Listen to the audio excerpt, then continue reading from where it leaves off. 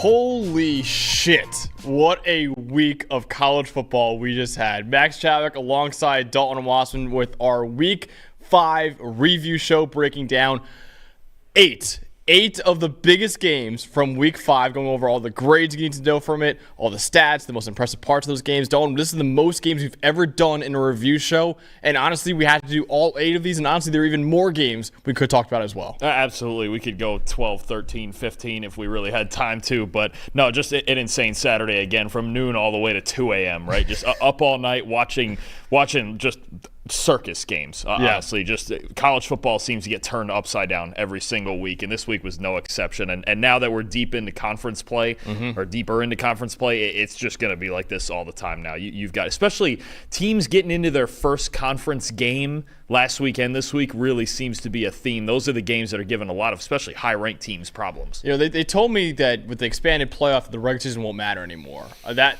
is not the case. This regular season matters, and oh my God, what a week of college football we just had, and oh my God, what a game we had between Alabama and Georgia, Dalton. Number 4 Alabama beating Georgia 41-34, and based off the first half, we're like, this is a rout. Alabama was up 28-0 in that first half at one point against Georgia. And then Carson Beck, after playing horribly in the first half, which I'll get into in a second, he stormed back and led Georgia on a furious comeback. And at one point, after being down 28-0, they took a 34-33 lead with about 2.5 minutes left. And then right after that, the first play, Ryan Williams scored the touchdown, and Alabama ended up winning the game and getting a pick in the end zone to seal it. Dalton, this is billed as the biggest game of the year going into it, and this might have been the best game of the year based off what happened last night. Absolutely. I mean, let's do it again. Let's do it again in twice more. Let's do 2 more times. Maybe in the SEC title game, and national title, maybe in a playoff game. I mean, maybe you imagine that in a home playoff game. Yeah. I mean, do it either in Tuscaloosa or in Athens or wherever. Again, I mean, I would take that. I would take it every week, first of all, but certainly in a playoff game in a do or die scenario. Yeah. I mean, and they played like it last night anyway. Both of those teams knew that getting off to a good start in the SEC with as stacked as it is at the top right now, so important. But I mean, no, just what a game. There's not much else you can say about both teams. They're 2 elite teams that just went at it to the very end. Absolutely. So let's go over the grades from that unbelievable game. Let's start off with the winning team, Alabama. So the highest graded player was actually Jalen Milroe at a 90.9. We're doing something different now, the PFF review show. It's kind of the same as what you and Trevor do on the NFL show. We're going to give you the 5 highest graded players outside of the quarterback, and then we'll also give you the quarterback grade no matter how well he grades in this game. So Jalen Milroe was the highest graded player at 90.9. Ryan Williams, the 17-year-old true freshman receiver, we'll talk about in just a little bit, 81.1, the highest graded player outside of Milroe. Jahad Campbell, the highest graded defensive player at 78.3. Red Morgan at 76.9, another true freshman for Alabama. Malachi Moore at 75.2, and Damani Jackson at a 73.1. Let's go over to the Georgia side of it and see how they graded in this game. Number 1, Smile Munden Jr. at a 76.7. Number 2 would have been Carson Beck at a 73.2. Chaz Chambliss at a 70.7. Colby Young at a 69.8. Jared Wilson at a 69.1. And Ernest Green III at a 67.9. So, Dawn, for you, what was the stat that really told the story in this game? You know, more so than stats that we usually give of one team, one team doing this to win the game and one team doing this to lose the game. To me, it was just more about just an explosive game that we had between one offense that found it early and one that found it late. And these two teams combined for 19 explosive pass plays that went for 15 or more yards. Georgia had 9 of them. Alabama had 10 of them. And I think part of the story, though, is the splits on those, where you had Alabama had 7 of their 10 in the first half, and they were just teeing off in the first half. 30 points it was at halftime? Yes. 30 points at halftime.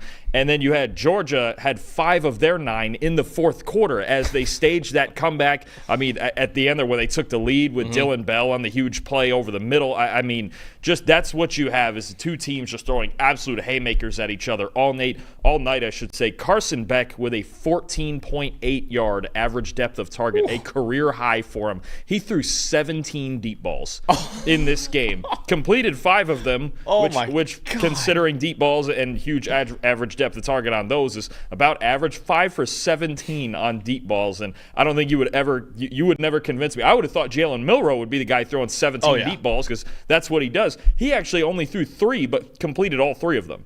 I mean, you just had these two teams just threw heavyweight shots at each other all night, and that was the story. Just home run swings back and forth, and I think Bama is probably comfortable with Beck having to force the ball downfield like that. But he made the plays to make the comeback happen, and then Jalen Milroe and Ryan Williams had to ruin the comeback for him, and then he almost came back again on him to try to tie the game. But I mean, just what a game! You had two teams just airing it out, and I'll tell you what.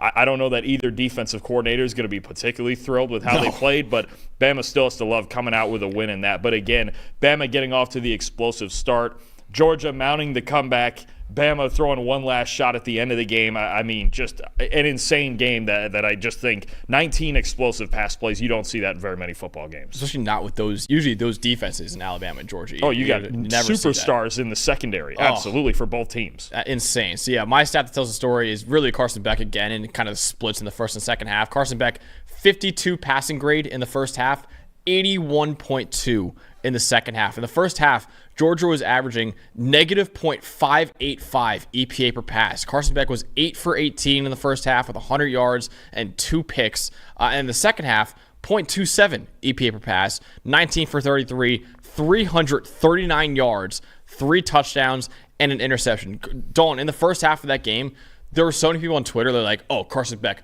no way he's even drafted, let alone a first-round pick. And then the second half was like, oh, no, that's why he's a projected first-round pick in the NFL draft. But he settled into a rhythm. What I was so impressed by, it seemed like the wheels were coming off in the first half. Like, you could see, you can even see in his eyes, you're like, oh, boy, he's not feeling it right now. Second half, though, he came out, and he just started dealing, man. It's like, okay, that is what we need to see out of you. Like, sometimes a lot of those guys, and remember, they're in college, by the way. There's not pros out there. A lot of these guys in college, when the wheels come off, the wheels come off. It's over after that. Carson Beck, his composure was so impressive in that road environment. I understand they lost the game, but he never let the mistakes compound in that game. I was really, really impressed by Carson Beck, just how bad he was in the first half, and then to come back in the second half with that kind of comeback when 28-0, I mean, pretty much everyone, including myself, was like, okay, this game is over. And we even turned off the volume of that game to turn on the volume of the Penn State game. But, man, Carson Beck, again, he lost, and I understand that. We'll get into Jalen Monroe just a little bit. Trust me, I know. But I was really impressed by his composure in the second half, especially after how terrible the first half was. And I know they lost the game. I think Georgia's going to benefit a lot from the second half and seeing what they are capable of in the passing game, because through the first 3 games, they had struggled big time in obvious passing situations, non-play action, third downs, things like that, getting the ball downfield. Carson Beck, we knew Carson Beck had the ability. That's not a question. And I think that is one of the better traits about him, is working through adversity. You remember last year when we were starting to doubt him, when Brock Bowers got hurt, he was out for a couple games. And before we had seen him without Bowers, we said, okay, it's prove it time for Carson Beck. Can he do it? And he goes out against, I believe it was Kentucky, and he put up like 60 points or whatever that was. He just had a crazy couple of games without Bowers, and even McConkey was playing, he was playing banged up all season. But that's one of the things with Beck. He just keeps us cool. We even saw it in the Clemson game earlier in this year. I mean, they put up, I think, was it 6 or 10 points in the first half? The first half against Clemson was ugly, and he just keeps punching. I mean, but I think for them to get explosive, to find those deep shots, that's what they needed. And again, they lost this game, but I really think the second half and the tape that they got in the second half of this game and the confidence that could come from it, understanding that, hey, if we can do this on Alabama, okay, we can quit screwing around and we can start getting vertical on teams. That's what was missing the first 3 games. That's the part that I was the most worried about coming into this game is, can Georgia make explosive plays? We know Bama can do it. They have Milroe. They have Ryan Williams. They have all their other receivers. They have Kalen DeBoer. That's what they do, right? Georgia coming out of this at least with that, even though it is a tough loss and it puts you behind the driver's seat here when it comes to, trying to make the SEC title game. But you could still make, especially with all of their opponents in front of them, you could still make the SEC title game with 1 loss. They still have Texas, Ole Miss, and Tennessee. It's all in their hands. To see Beck's ability to get vertical when he has to is really big for this Georgia team. Honestly, and Dalton, another thing too, I understand. Again, he didn't play great. I know a lot of people in the chat are kind of mad at saying, oh, what are we talking about? Like, Beck wasn't great. Yes, he threw 3 picks. But he had 439 passing yards, and Arian Smith dropped that bomb in the first quarter. Dalton, he would have had 500 passing yards if Arian Smith caught that ball, honestly, which is insane. Yeah, and there was the interception on the screen as well. That was not his fault. Where that wasn't his. Honestly, if that screen is run correctly and the route is there, they're going to score on that play. Yeah. There was a zero blitz on it, and you had an entire convoy. You have Georgia's whole offensive line going at like 2 guys in the secondary. They would have scored on that play. So there was a level of execution all the way around that wasn't there for Georgia early on. But I think the way the second half went, and the way Beck played in the second half, he got him a lead, and then he almost brought him down again to tie it in 2 minutes. I think they should still not feel terrible about the way, about at least the way they played in the second half, right? And Kirby Smart, I should go in there saying, okay, because if they had come out of this and the second half went like the first half and they got blasted by 60, I think we'd be obviously a lot more worried about Georgia, and Kirby Smart would be back to the drawing board. But there is something. They're Georgia. Of course, there's something to work with here. And one loss, in this playoff environment, one loss like this especially doesn't kill your season at all. All right, so we've done enough. I know the chat's kind of getting mad for praising Georgia and all that, and saying it's not over yet. We got to start talking about Alabama and how impressive they were in this game. So, Dalton, who for you was the most impressive part of this game for Alabama? It has to be Ryan Williams. Dude, he's unreal. Listen, true freshman receivers are just a theme this year. 6 catches for 177 yards, and the 2 plays, the 2 deep balls, the one where he beat Starks and made the bobbling catch, and then the last play. I forgot about that one, honestly, after the last one. Yeah. You have a 17-year-old kid that torched the best safety in the country and made that play to concentrate on that deep ball and continue to go get another, 10, 12 yards after the catch. And then that last play, not just for a freshman, that last play to win the game, unbelievable. That's one of the best plays you'll ever see from a wide receiver. I can't even explain the level of footwork and body control after he made that catch to get back vertical, then still shake 2 tacklers, then finish off down the sideline. That's could he play in the NFL right now? He could. He's a high school senior, by the way. I want to keep emphasizing that. He reclassified. He should be a high school senior now.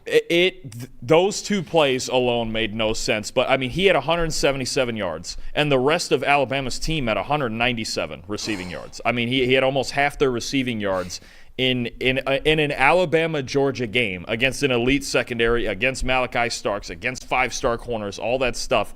And he's the best player on the field. And look, this year – a 92.1 receiving grade on 10-plus yard throws. That's the 9th best in the country right now.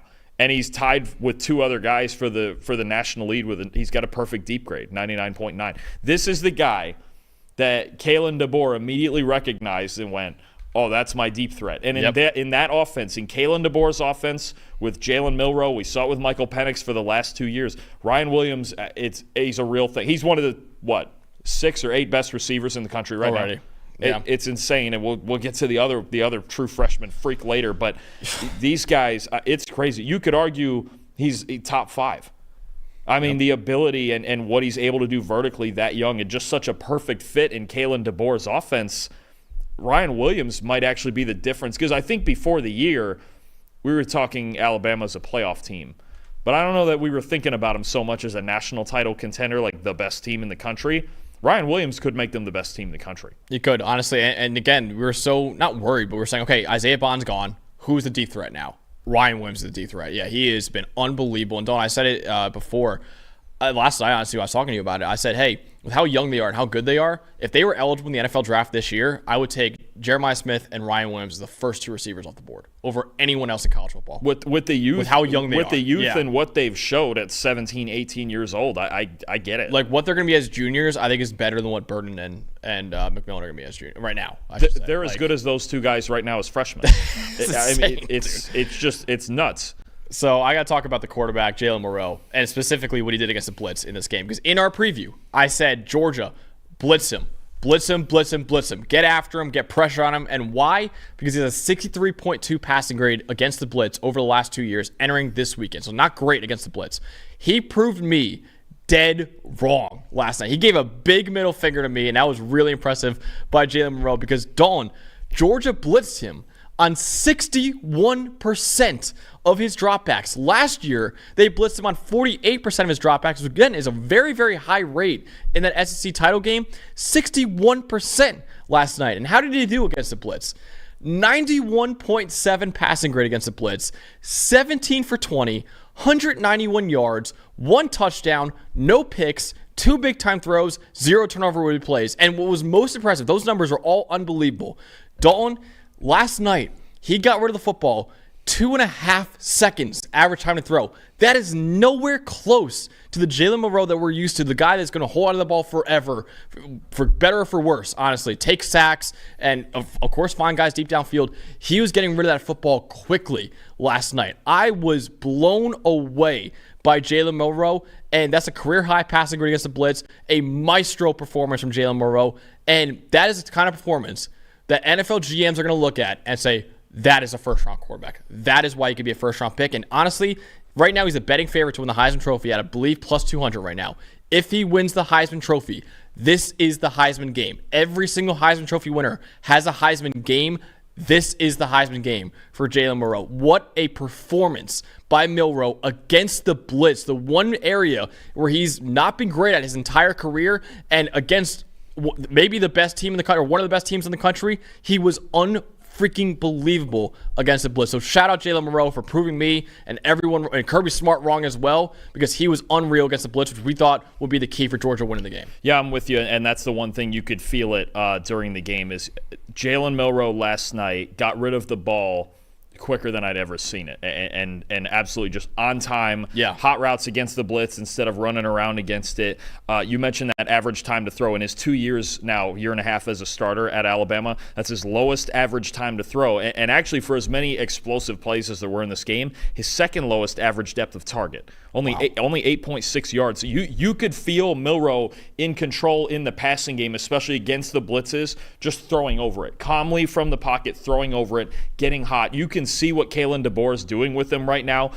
Last night, you just mentioned it. Last night is the first tape that should get put on for NFL scouts for Jalen Milroe if they want to see how good he can be. Absolutely. So, yeah, unreal performance of Jalen Milroe, and shout out Alabama for winning that game and maybe be the number one team in the country. We'll see. True freshman, too, also outside of Ryan Williams. Unreal. This young group of Alabama corners, they're only going to get better as the year goes on. Their secondary, I'll tell you, obviously they lost Nick Saban, and he's the defensive back guru.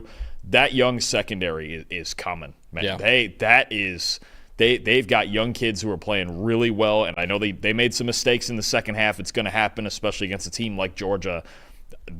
Alabama's a problem. They are still a problem. No Nick Saban, and I'm sure Saban would do just as much with this team maybe as Kalen DeBoer, but what DeBoer's got him doing in his first year at Bama and getting to keep Milroe and then getting all of these young kids. And look, it's brave to put that many young kids out there, that many true freshmen out there, but they're all playing great right now. Absolutely. So we're going to review our top 25 at the end of the show, and we'll see where Alabama is at the after last night. So we'll see.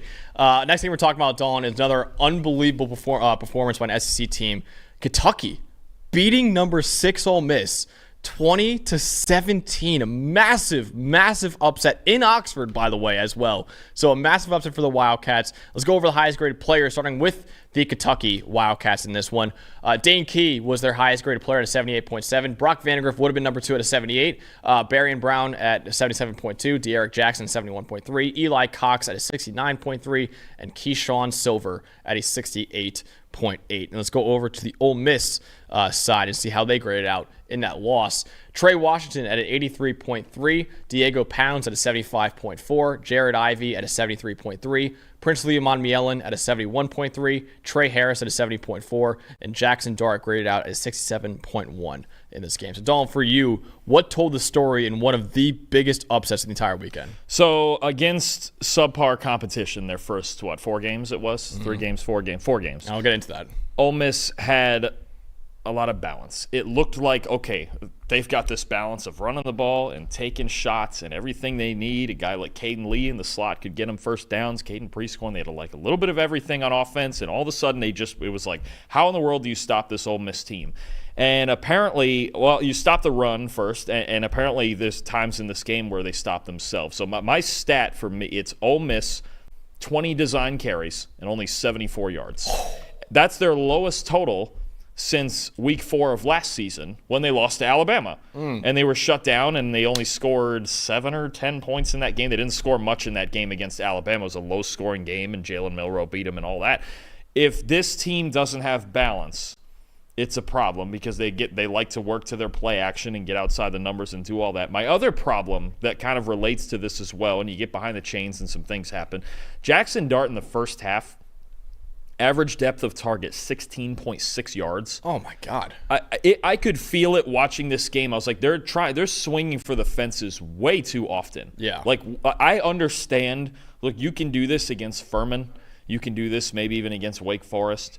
You can't do this against SEC defenses and a really good one in Kentucky. I mean, you've been talking about Kentucky's defense for a long time, and they're going to sit back and prevent you from taking deep shots like that.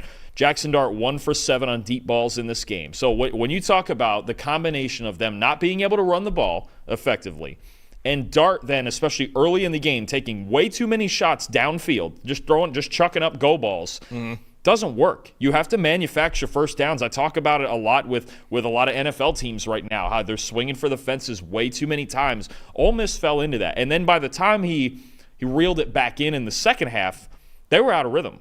Straight up, they were just out of rhythm. Now his second half average depth of target was like 9.5 yards. Yeah. But they just couldn't re-find it. Once this became a fist fight game and the game in the first half was dictated at Kentucky's pace, that's how the whole game went. And Kentucky knew, we get through the first half, we get through that early storm, especially in Ole Miss, we got a chance. Just like the Georgia game, right, with Kentucky, even though they lost, the game was played at their speed.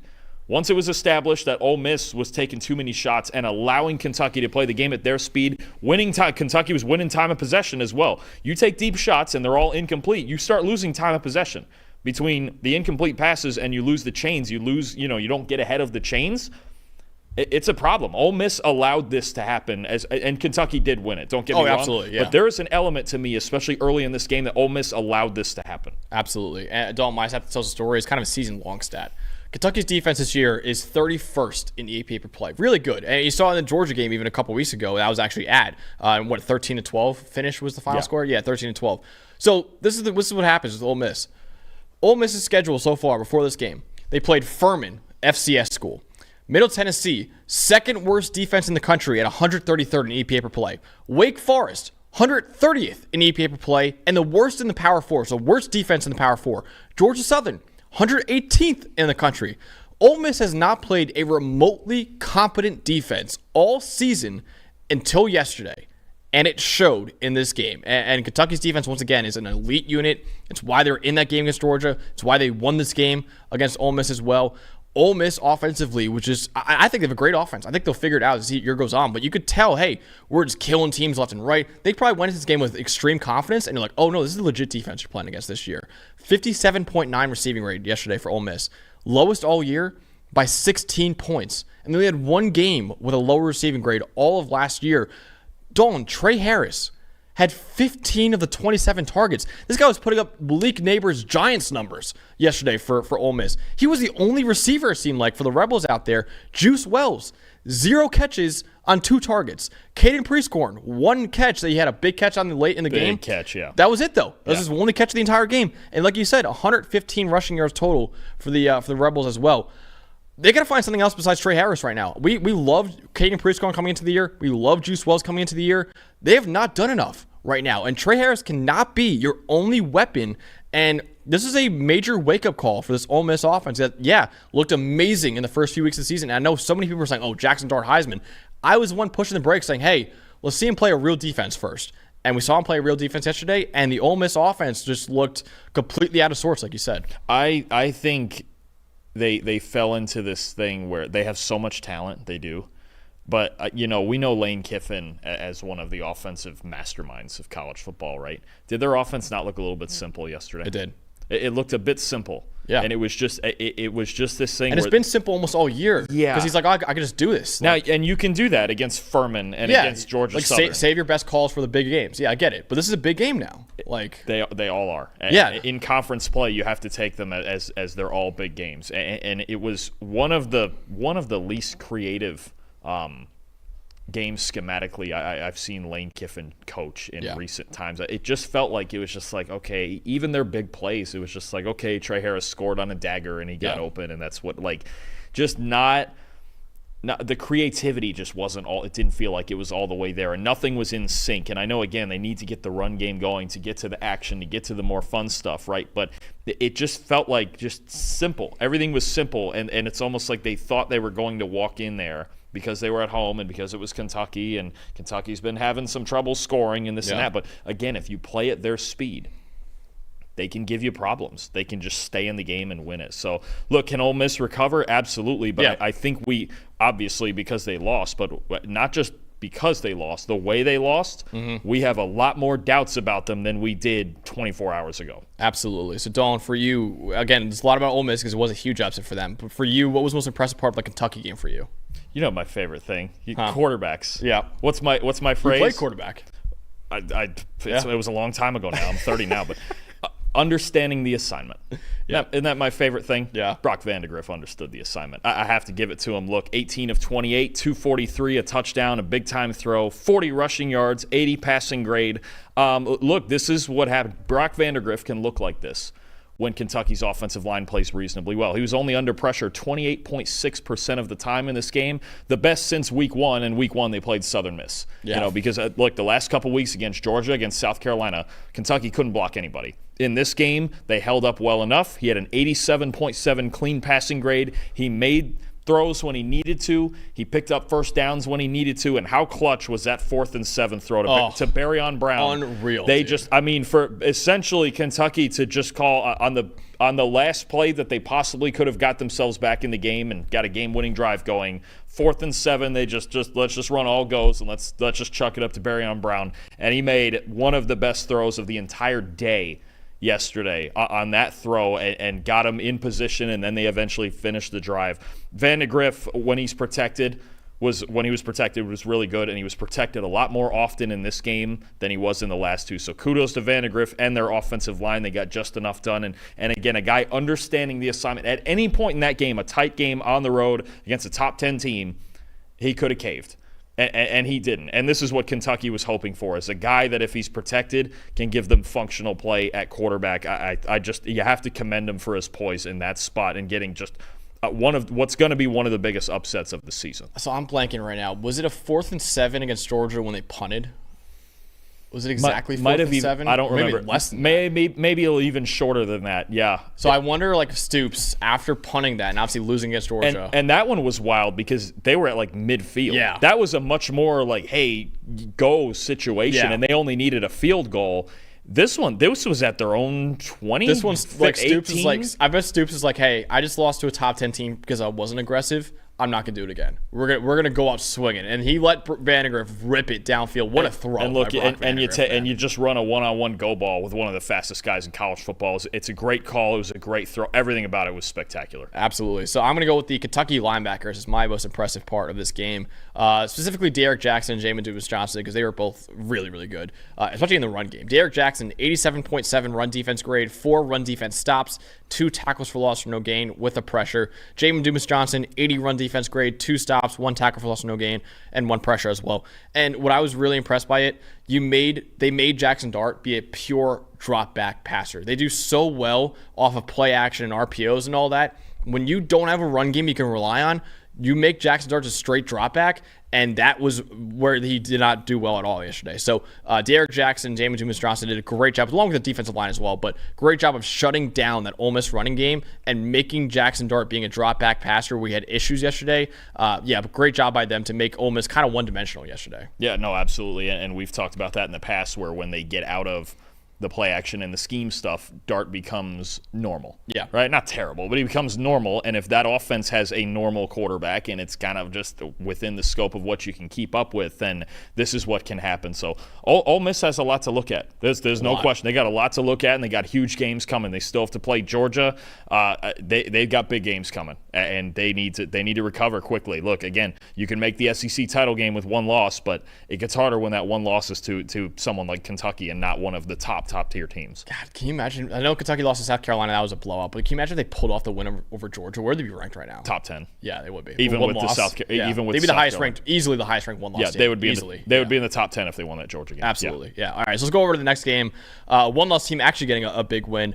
Notre Dame keeping their playoff hopes alive, Dawn, with a 31-24 win over number 15 Louisville. Let's go over the highest graded player, starting off with the Fighting Irish. Howard Cross III, I'll get into him later, but what a bounce back for him. 89.2 grade in this one. Drake Bowen at a 74.2. Aiden Schuler at a 73.8. Xavier Watts at a 73. Jordan Clark at a 72.9. And Riley Leonard actually had a 74.3 grade. Really impressive performance by him. Let's go over to the Louisville side of the ball with their highest graded players. Stanquan Clark at a 92.6 in that one. Isaac Brown, 73.7. TJ Quinn at 73.3. Ashton Gelati at a 73.1.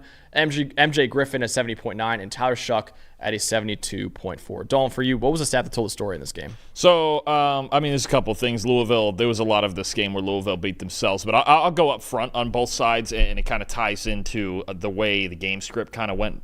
Here's my two team pass pro grades for these teams, all right? Notre Dame, 36.2, and Louisville, 36.4. These two defensive line. Well, I guess that's one battle they won by the slimmest of margins, but these two teams, these two defensive lines were nasty yesterday. They were just so nasty. Riley Leonard under pressure on 36% of his dropbacks, Tyler Shuck on over 44%. But what you had was, with Notre Dame ahead in the game early for reasons you're about to explain, they just didn't have to drop back and face that pass rush as much, and Louisville and Tyler Shuck did. Tyler Shuck was pressured on 20 of his dropbacks yesterday. He was only pressured on 22 of his dropbacks in the first 3 games put together. Wow. So, facing pressure, season low in completion percentage, season low with 6.4 yards per attempt. It just became a game where Notre Dame got ahead, and their defensive line was allowed to pin their ears back. Both D-lines played really well. These are two of the elite defensive lines in college football. Absolutely. And you just saw Louisville falling behind. It's not what they want to do, right? You just mentioned it with Ole Miss. Louisville has that to a greater extreme. Run game, play action, deep shots off play action. When they have to drop back, this is the concern with Louisville. When they have to drop back with Tyler Shuck and just throw the football in obvious situations, that's when you worry about them. That's where you worried about them last year with Jack Plummer. It's where you worry about them this year with Tyler Shuck. They don't have a Shedeur Sanders, a Dylan Gabriel, a Carson Beck who's going to go out there in obvious passing situations and drop back 45 times and win a ball game, right? Yeah. Doesn't work for them. Fell behind in this game.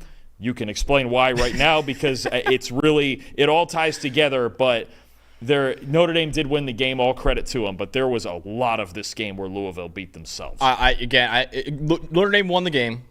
I think Louisville lost this game more than Notre Dame won this game. They're going to watch this tape and be like, "How we just should have won it. Yeah, we should have won this game." Louisville had 3 turnovers in this game and 4 turnovers on downs in this game as well. They really could have won this game. It was a 7-point game. They could have won this game if it wasn't so sloppy. Notre Dame, and on both sides, the special teams. Oh my God, special teams for both of these teams going to get some extra work this week.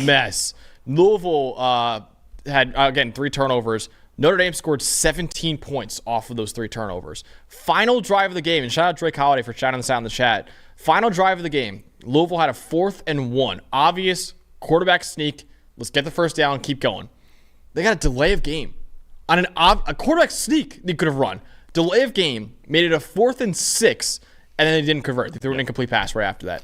Louisville, Dalton, had more EPA per play, more yards per play, 115 more total yards than Notre Dame in this one, and still lost because of how big those mistakes were in turnovers, and 4 turnovers on downs too as well. Louisville just kept shooting itself in the foot, honestly. And honestly, Notre Dame made a lot of mistakes early too.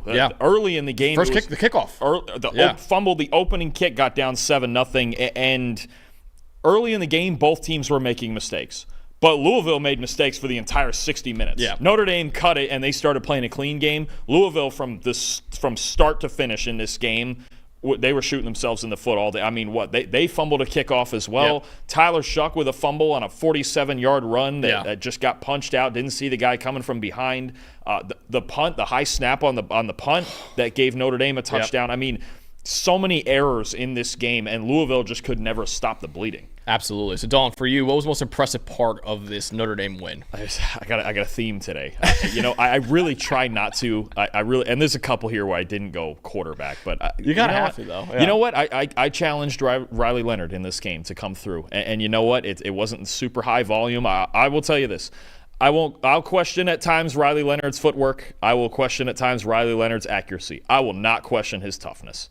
To get through a game like this, he was their leading rusher too. 55 rushing yards with a touchdown, 17 of 23 through the air with 2 touchdowns, and a 72 passing grade, which is actually a season high for him. I won't question Riley Leonard's heart and soul. That's for sure, because this was a gritty game where there were early mistakes and it could have gone any which way, and Leonard toughed it out.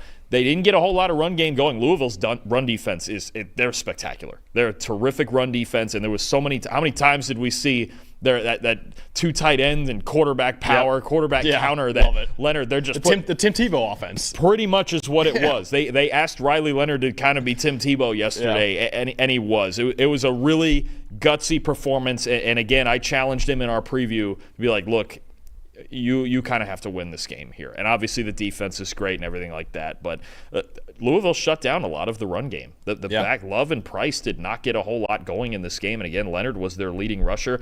I will question certain things about Riley Leonard, not his toughness. Gutsy performance, big time, took shots on the chin, even came out for a play or two when he got the wind knocked out of him or whatever it was. I mean, he took falling on the ball, taking extra hits. I mean, it was a tough, gritty, old Notre Dame style win, and Riley Leonard was right at the head of it. Yeah, we actually interviewed Riley Leonard last year while he was at Duke, so I highly recommend that interview. He's an awesome kid too, and yeah, he's had some issues as a passer in his career, but you mentioned it, he is as tough as they come. He is such an incredible competitor, honestly, at quarterback. So yeah, shout out to Riley Leonard, and shout out to Howard Cross III, who has been kind of not great, Dalton, to start the year. He actually entered the year as our number 3 defensive tackle in college football, only behind Mason Graham and Deion Walker, who might be first-round picks in the NFL draft. Right now, projected first-round picks in the NFL draft. 6-year senior, hasn't been great to start the year. 57.6 grade entering this week. That was 245th among 284 FBS tackles in the country. So really, a really slow start for Howard Cross.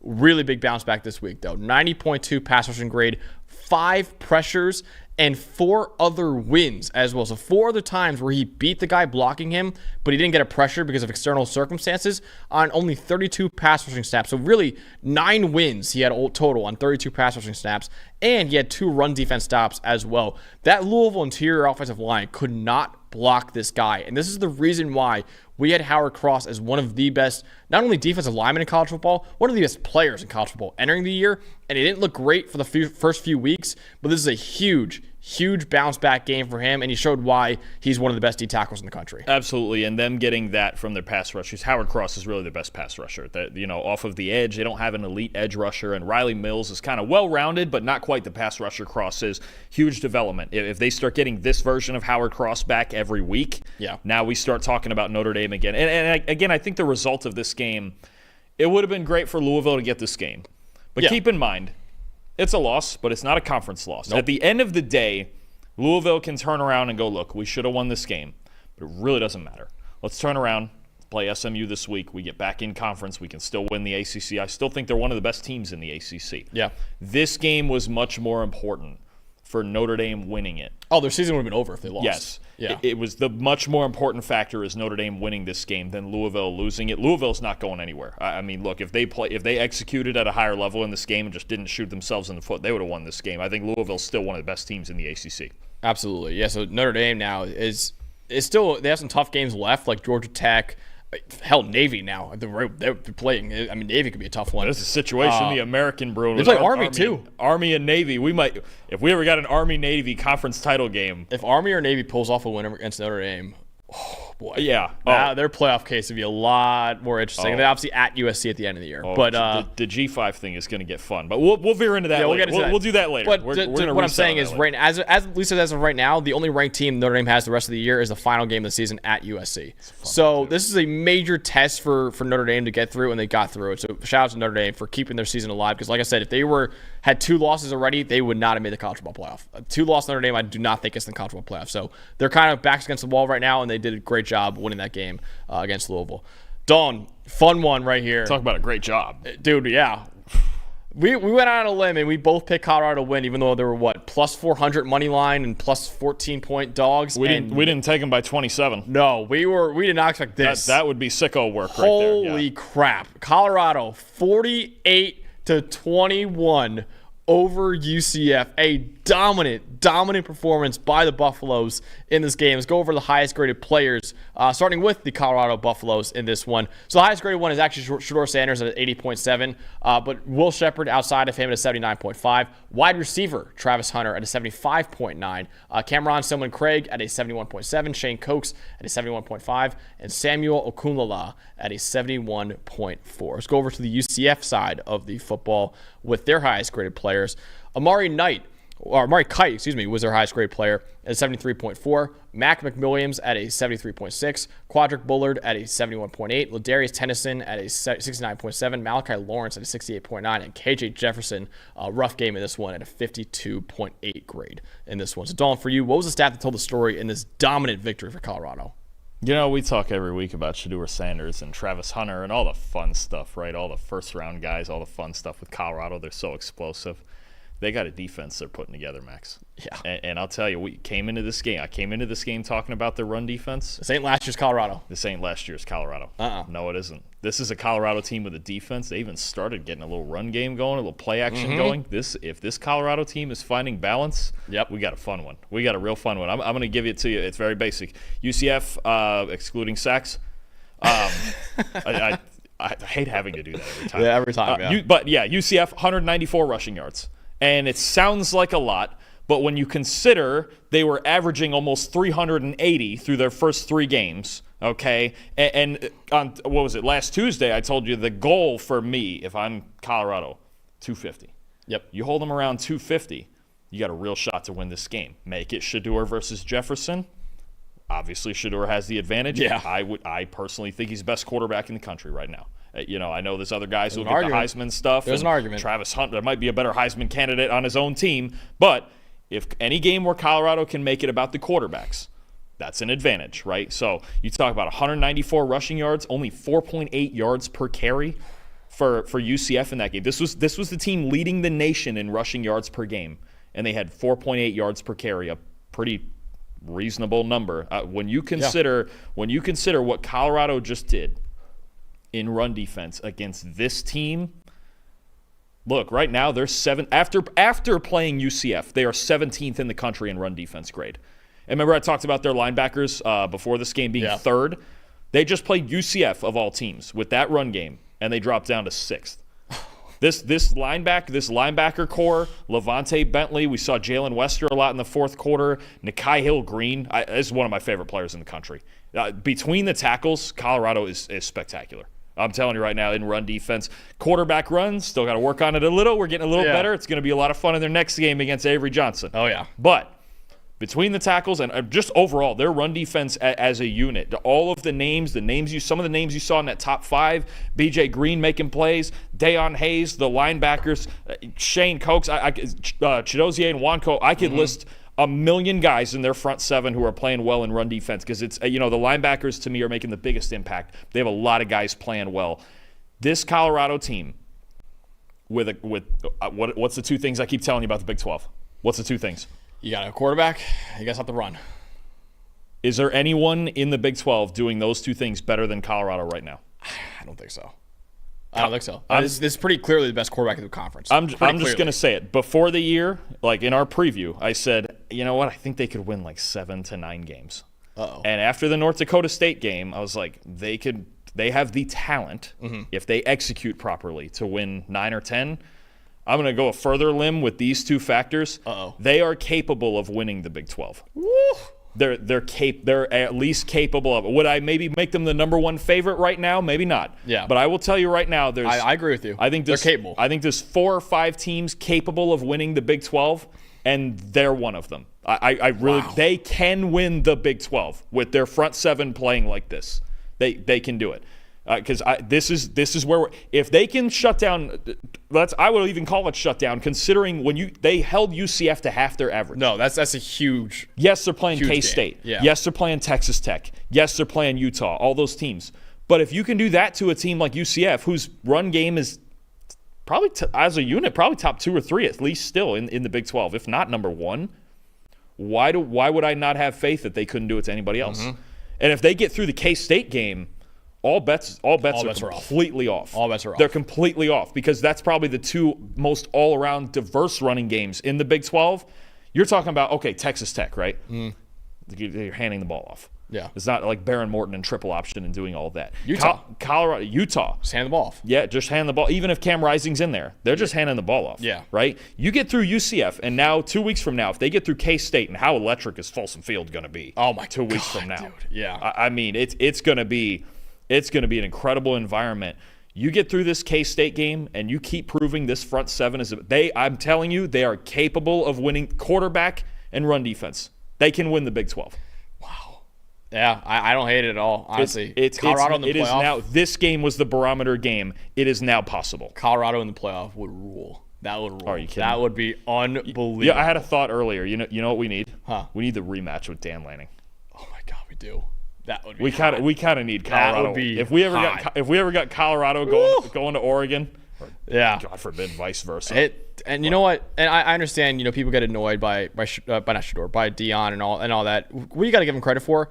This program was 1-11 2 years ago, and now we're talking about them as in conference title contention. That is insane for any program to have that kind of turnaround. And I understand it's a brand new roster, but that's what you got to do. When you go 1-11, you better get a brand new freaking roster because you stunk 2 years ago. Yeah. And he did exactly that. And again, we keep saying it. Last year, again, even going 4-8 last year is a massive improvement off the year before. He just got talent last year. Now he's attacking the weaknesses, and now you're saying, okay, this is a more complete football team than we've seen before. Can I throw one more thing in there? Yeah, go ahead. We saw it. I think we started to see it in the second half of the Nebraska game. They didn't give up a point in the second half of that Nebraska game. Okay, they got rattled against Nebraska early. They lost the game. Colorado State played a close game with them last year, right? Came back, took care of business, beat them by 3 scores. Okay, the Baylor game. I know it was a Hail Mary. I know they wanted a Hail Mary. Look, Baylor played a tight game with BYU yesterday, too. Props on the upset pick, sort of. It's weird. But I nailed it. Anyway, yeah, you nailed it. You were on fire yesterday. But, look, Colorado, too, I think, is showing a resilience that we did not see last year. Yeah. Look, the haymakers back and forth in the Baylor game, Hail Mary, forced fumble on the 1-yard line. And then in this game, let's be honest, how could their first 3 plays have gone any worse? Yeah. 2 screens that went completely backwards, and then probably Shadur's second worst throw of the season, other than the Nebraska one. Throw an interception at your own 20. Yep. And UCF is grinding down towards the goal line, and then for Preston Hodge to pick off that ball in the end zone, that's going to be one of the plays of their season. Oh, huge. What happens last year if Shadur throws that pick on his own 20 and their defense is backed up? What happens? UCF scoring. Yeah. It's 7-0. And the wheels come off. Yeah. And the wheels come off. There was several games last year where we saw them deflate. I don't want to say quit. That's no.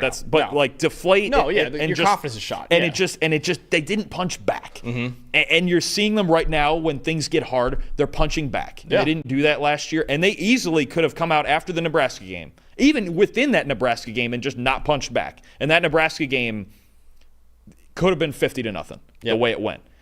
And they shut them out in the second half, and they suddenly realized, they're like, you know what? We're not that bad.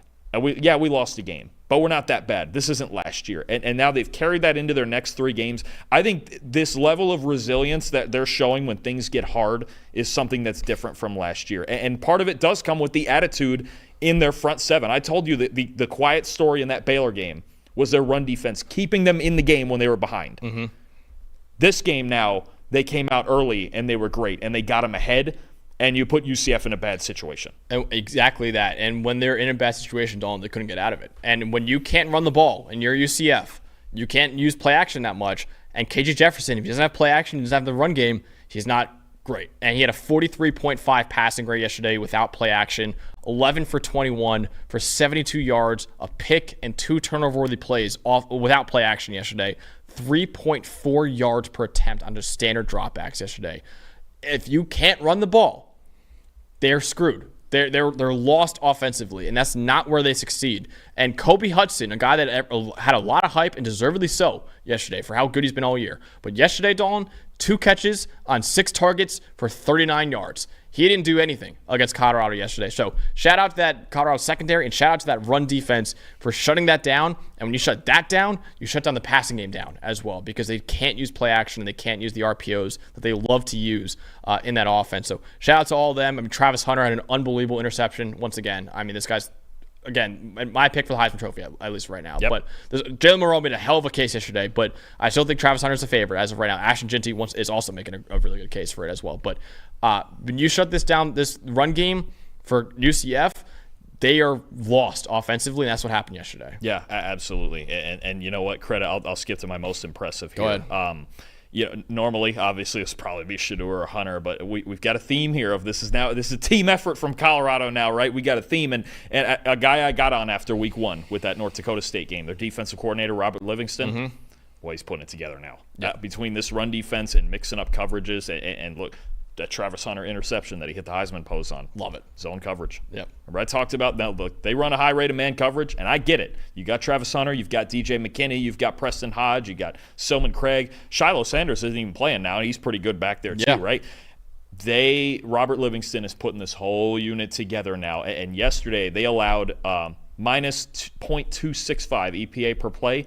That is the lowest in any game since Deion Sanders became the coach. Wow. So if Colorado now has a defense and has balance, and again, pass pro comes and goes. I thought it was okay yesterday. It was good enough yesterday, right? Shedeur made I'll get into something in a little bit. Yeah. Shedeur can make some plays on the move. Like, they don't have to be lights out like last year's Oregon team to be. They just need to, if they're average in pass protection, he will make things happen on the move at times.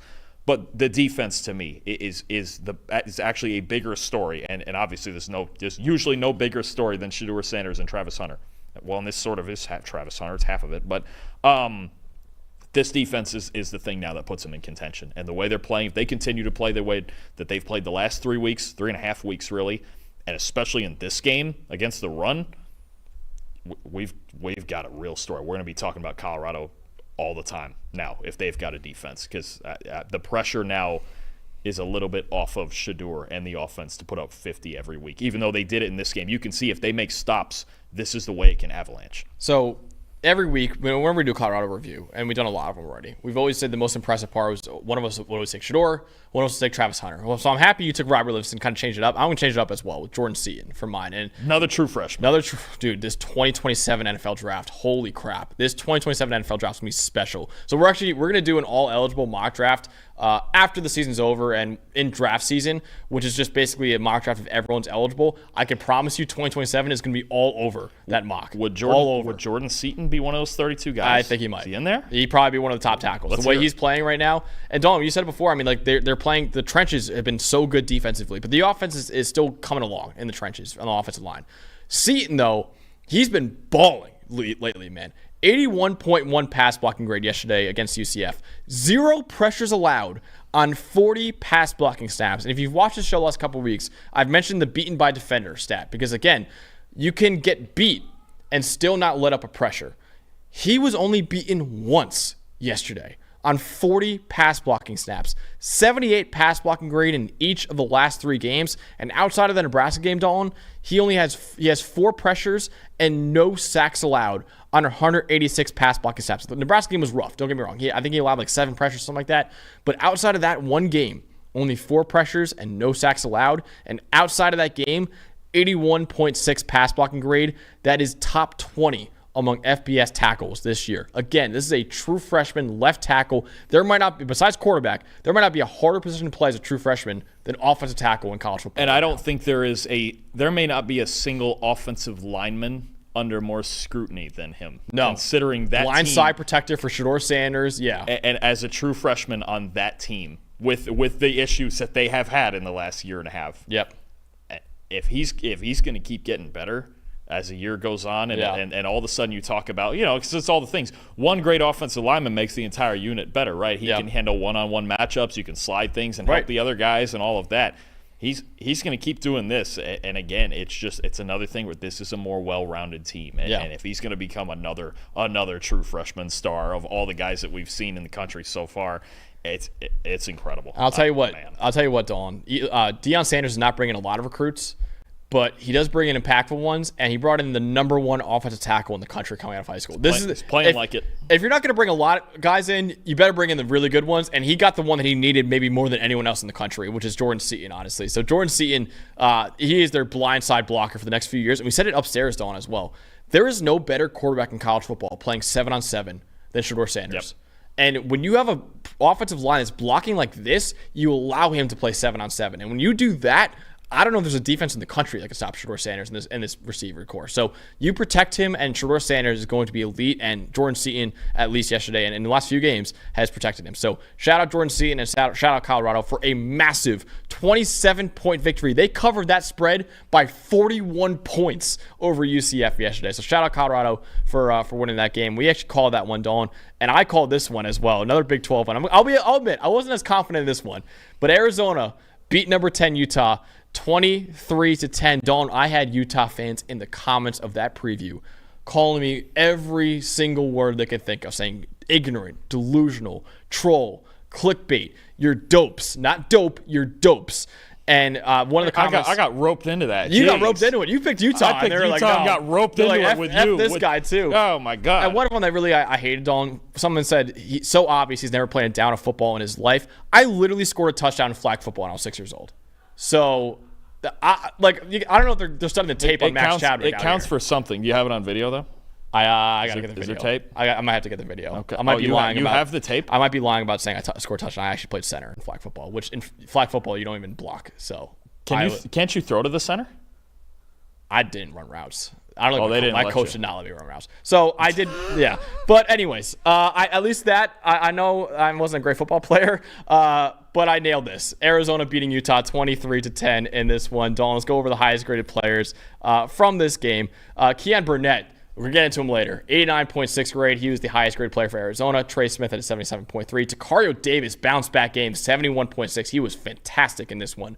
Gunnar Maldonado, 70.7. Genesis Smith at a 68.8. And Noah Fafita at a 79.7. Really good game for the quarterback as well. Let's go over to the Utah side of football. PFF alum Dorian Singer at an 81.5. We interviewed him actually when he was a part of USC a year ago. Really cool guy. Spencer Fano at 80. Jonathan Hall at a 78.8. Caleb Lomu at a 72. Jaron Kump, at 71.3. And Isaac Wilson, rough one for the true freshman at a 54.4.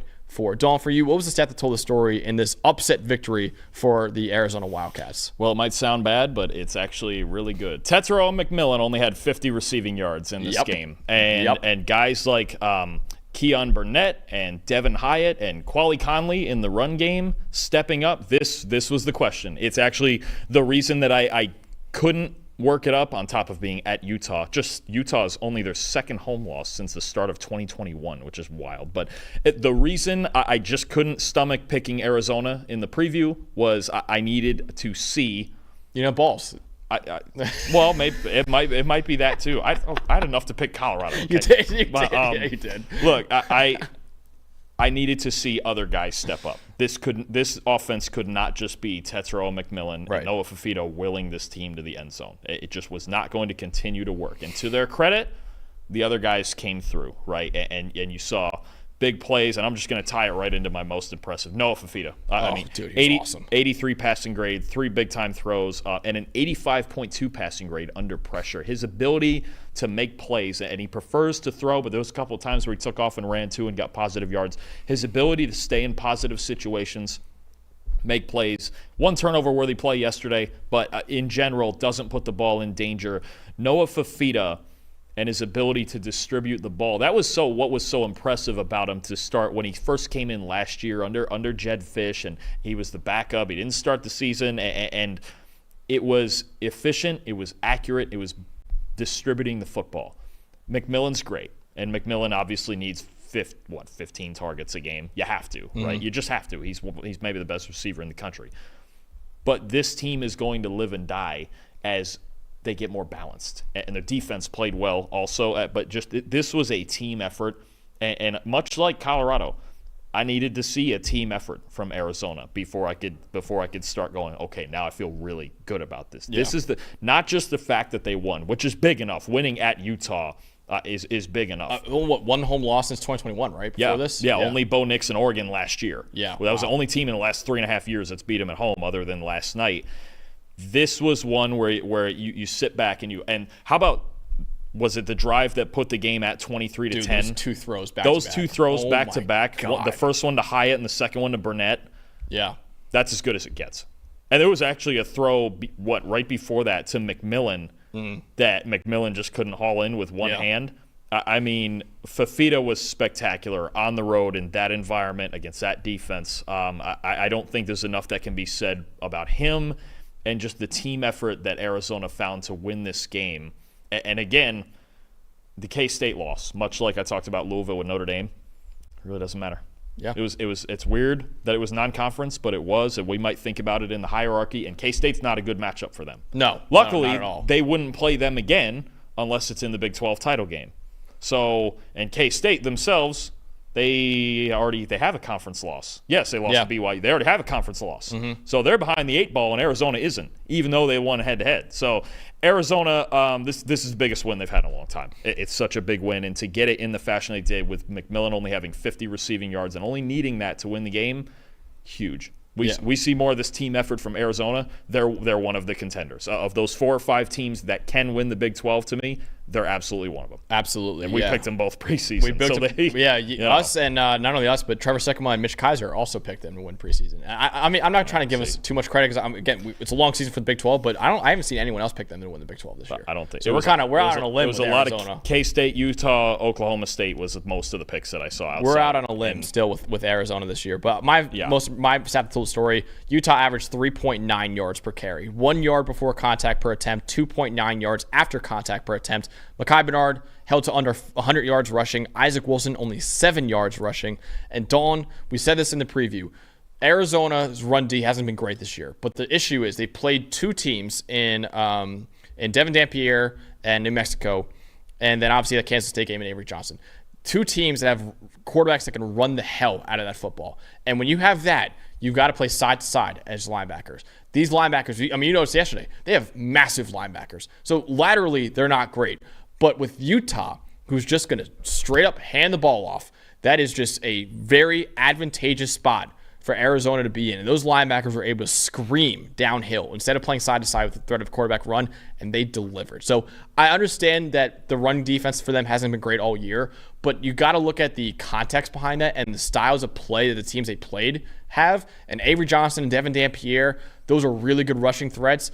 That really was a difference, I think, in this one, is that they held that Utah run game because, all we got to worry about is Mekhi Bernard. All we got to worry about is just going straight downhill and stopping that guy. We don't got to worry about going sideline to sideline with the quarterback either. So that, I think, was a difference in this one, and that was why when I picked Arizona, I thought, even if Cam Rising plays, I still feel good about this run D playing better than they played all year, even though Utah's got a really good offensive line, because I think just go right downhill and you're able to stop them, and they did that in this game. Yeah, absolutely. I mean, it's big time, and you're right about the style, and if they get to play that sort of style. And then again, same thing.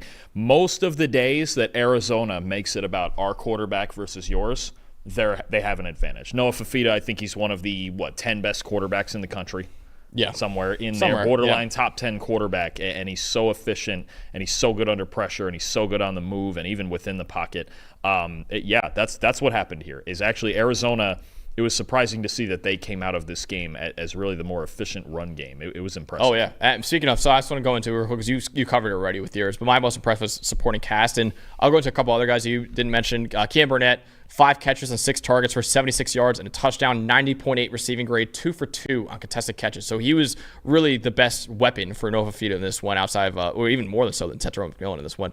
Quali Conley, 14 carries, 72 yards, and Kedrick Riscano, 7 carries for 73 yards. That's a big one because he was awesome. You lost Krosky Merritt to whatever eligibility issues that was. Yep. If they can get a second back in there with that, along with Conley, that's a big development because that's what it was supposed to be with Krosky Merritt. Yeah, so Arizona, really, they answered the 2 biggest questions for us entering it in our preview was, can the run D play a lot better, and can they find something outside of Tetra McMillan? And they did both of those things, and that's why they're ultimately able to beat Utah on this one, 23-10 final score. Also, I want to, just for Utah fans, I will say, Isaac Wilson's clearly not the guy for them right now. He's a true freshman. Give him time. He's probably going to be the guy next year. When they get Cam Rising back, they're going to be a lot better than this. Because what Isaac Wilson's shown as a passer through his first 3 starts hasn't been great. He's a young kid. He's a young kid. Yeah. Like, give him time. He's going to be all right. But even so, like when Cam Rising gets back, this passing game will be a lot better.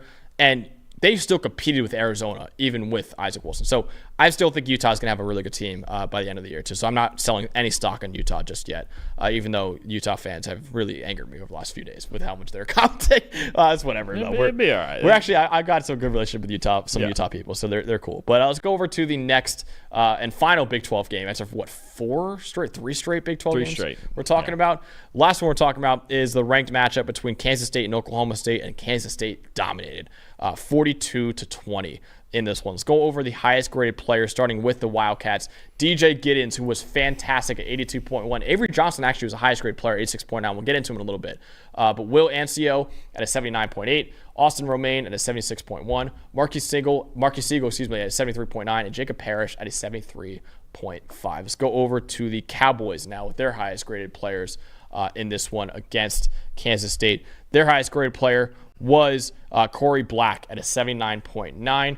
Iman Oates at a 68.7, DeJuan Stribling at a 68.5, Cam Smith at a 66.5, Ollie Gordon at a 64.6, and Alan Bowman rounding it out at a 51.1 in this one. So, Dawn, for you, what was the stat that told the story in this massive win for Kansas State? Well, I'm going to go the Oklahoma State side, and they teased us, Max.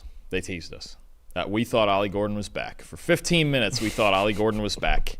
First quarter, he had 9 carries for 72 yards. He forced 3 missed tackles. He had 2 explosive runs. 8 yards a carry, right? Yeah. And it looked like, okay, this is the Oklahoma State we were looking for. Yep. And the rest of the game, the last 3 quarters, he had 6 carries for 4 yards. and it is just it just looked like, you know, when your engine's kind of busted in your car and you're turning the key and maybe for a second you think it's going to turn on. Just for a second it gives you that extra click like it's going to turn on, and then it just didn't. Yeah. And then it's just our car's busted. And this is where we're at right now with Oklahoma State. I mean, 47.8 run blocking grade during this game too. That doesn't help at all. But for just a moment it looked like, okay, they're back. And Ollie Gordon's coming, and he's 8 yards a carry, and we got explosives, and maybe we can go into Manhattan and save our season. No. It's just, this is where we're at with Oklahoma State. I mean, there would have to be a dramatic turnaround. Now you've already got 2 conference losses to 2 of the contenders in the conference. And look, we said it before the Utah game. Alan Bowman cannot carry your team all season. No. Just can't. He's okay. He's decent. He's a complimentary quarterback. He's a complimentary quarterback, but he can't carry you. And there is nowhere in the part of this Oklahoma State season where they can succeed, where right now they're 118th in rushing grade and they're 102nd run blocking grade. They're going nowhere with that. No. And honestly, we got just a glimmer of it, just a glimmer of hope in this first quarter, and then it went away, and that was it. And it really feels like Oklahoma State's season is in dire straits because they just can't run the football. Dude. This was not the design of this team. This is not how they're built. The whole idea of this team was that Ollie Gordon would carry us. And actually, to be honest, their receiving core with DeJuan Stribling, and they still have Brendan Presley, it's kind of sad to see because I think their receiving core is really improved from last year. Oh, really good. Yeah. And now they just can't take advantage of it because this is not the one-dimensional team. If they were going to be one-dimensional, this is not the way we thought it would be. And now they're not one-dimensional because you just saw Alan Bowman now grading in the 50s. He can't carry you. The guy that was supposed to carry you was Ollie Gordon, and it's just through 5 games now. I don't think it's coming. No, so you look at the grades right now. Oklahoma State this year, Dawn, is 102nd in the country in run blocking grade. Last year, they were 102nd in the country in run blocking grade. So, listen, we can say all we want. The Oklahoma offensive line is doing Ollie Gordon 0 favors. And I never understood, just because they brought back 5 stars in the offensive line, that makes them a top 3 O-line in the country according to everyone. This is why PFF grades are so important. It's like, no, they're not really playing that great, especially in the run game. As pass blockers, and I'll get into it in a little bit, the pass blocking actually was pretty good for Oklahoma State this year in this game. But run blocking, they haven't been good last year, and they're not good this year. But more so than that, it wasn't good last year, and Ollie Gordon still won the Doak Walker Award. So it's an Ollie Gordon problem too. Like there's an issue here with Ollie Gordon here. It feels like he lost a step a little bit. I mean, you said he gained 15 pounds over right? It looks right now, and this happens with some backs with straight line speed. It looks right now that if you make him stop his feet. Last year there was some cutback to his game, and he could get to a backside gap and then explode through it. It looks right now like if you make him stop his feet, he just stops. Yeah. And look, you can't, even as fast as he is, you can't just run in straight lines. No. And the entire operation right now, it's not good. He's a big running back. He was listed at 211 last year, and now he's listed at 225. And I just have to wonder if that has something to do with it. And I think that, and also like when you're a tall running back, it's hard to like stop and go. You know, and I think he's 6'1", right? Like he's a tall running back. Yeah, I mean, you see the same conversation with Derrick Henry, who's 6'3", right? Yeah. And it's like Najee. Najee has the same issue. You hear most defensive coordinators talk about how do you stop Derrick Henry? You got to make him stop his feet. Yep. You have to make him stop and start, because the start takes a little bit longer. No, I mean this entire run game is a huge concern right now, and I know K-State won this game, but Oklahoma State. You know, I mentioned about the handful of teams I think can win the conference. I don't think they're one of them. No. Not with this offense like this. So our fantasy social guy, Beckett Mesco, awesome guy. But he, last year, we're not doing this anymore, but last year, whenever a fantasy guy would not play well, got a superstar you had going into the year, he would put his face on a milk carton and be like, have you seen this man? I feel like he would have done this for Ollie Gordon. Like, have you seen this man? Like, where has Ollie Gordon been? So it's been sad, honestly, for a guy that we had, Dalton, as a number 2 player in college football entering the year, and he is just looks like a shell of himself right now. Yeah, the entire operation is just not there on their offense. Yeah, he looks like a shell of himself. It's sad. But Oklahoma State, I mean, listen, my stat to tell the story, not on the offense, defensively too, this is a mess for Oklahoma State. 61.5 offensive grade, 57.1 defensive grade in this loss to Kansas State.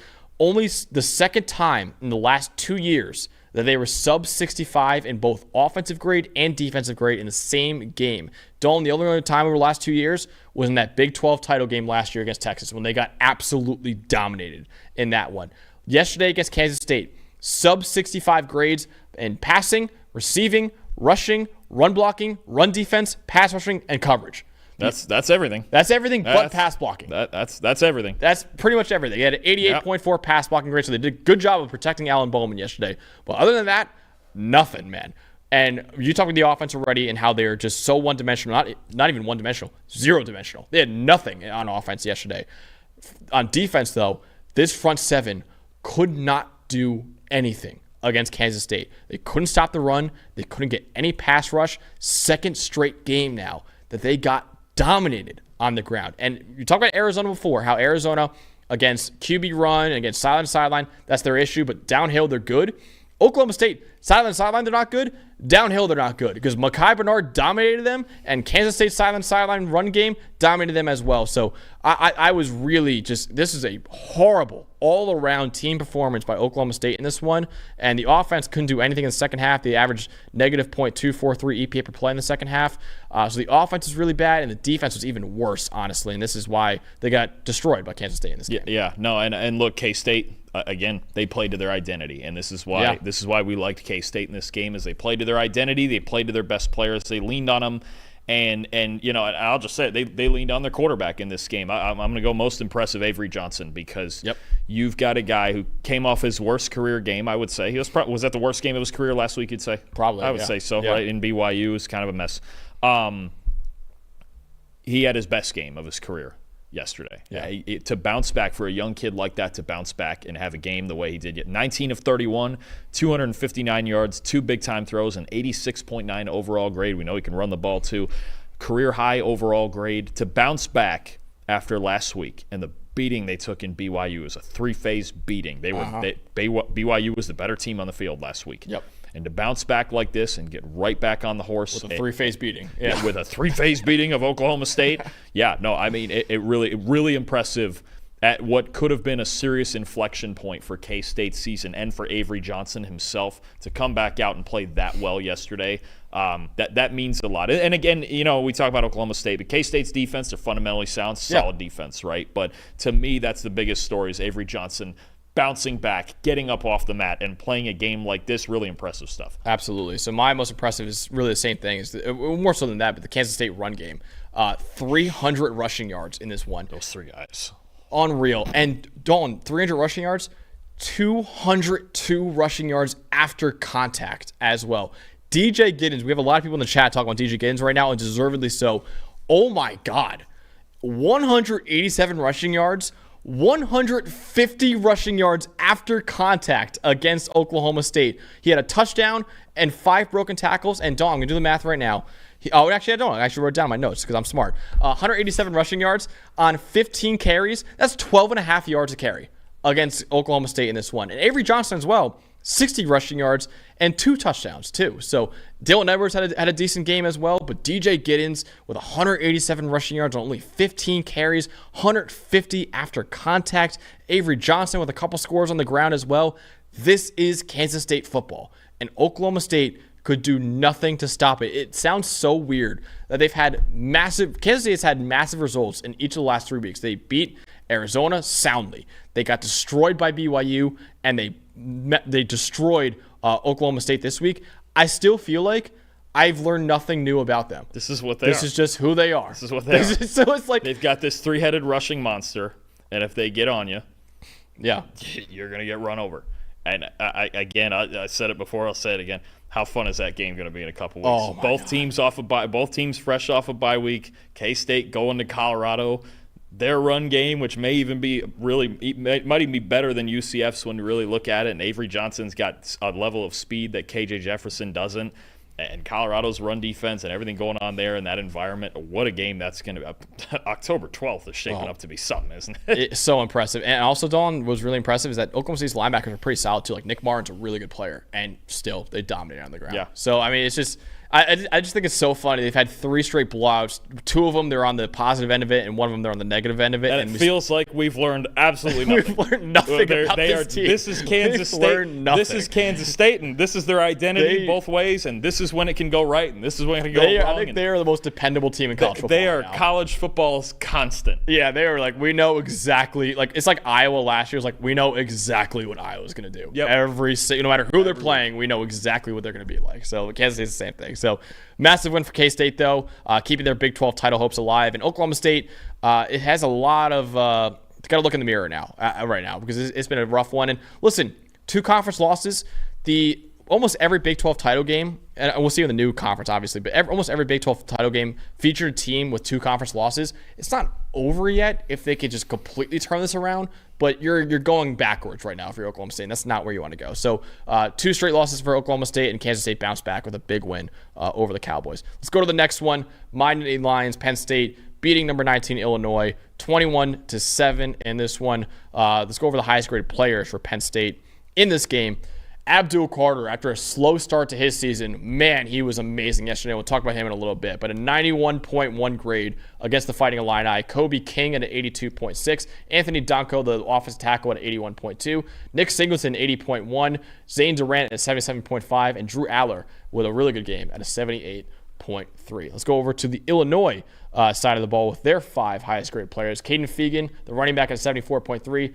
Tara Edwards at a 72.1. Zachary Franklin at 70.8. Pat Bryant, 70.7.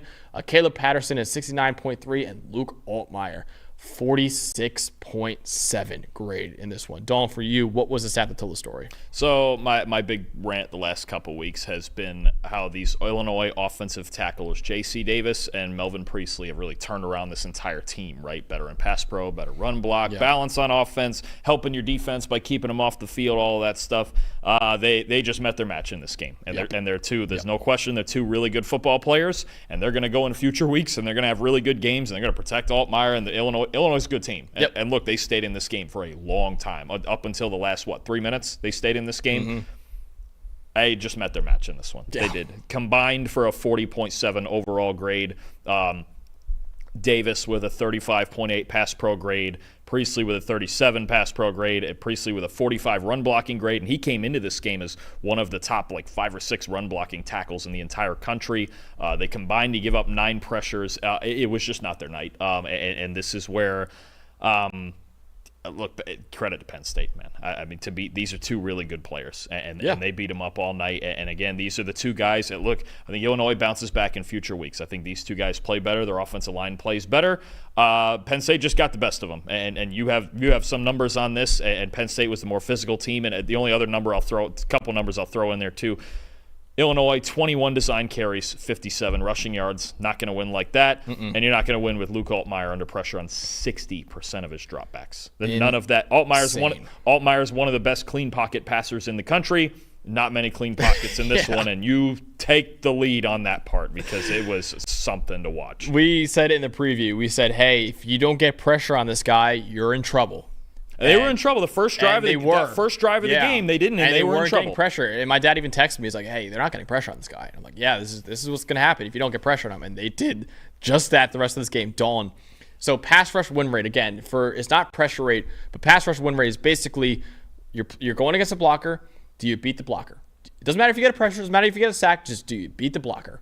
Penn State in this game, 79.5% pass rush win rate. 79.5% pass rush win rate. That is unbelievable. I don't think I've ever seen that. Unreal. That's the highest for Penn State in a game since the 2019 season against Purdue. So 5 years, half a decade. The fact that there's a since in there that they've done it before is nuts. Yeah, that's just Penn State's. Penn State's. That's a number that's like I would think would be almost PFF record 19, type of stuff. That's Micah Parsons was there.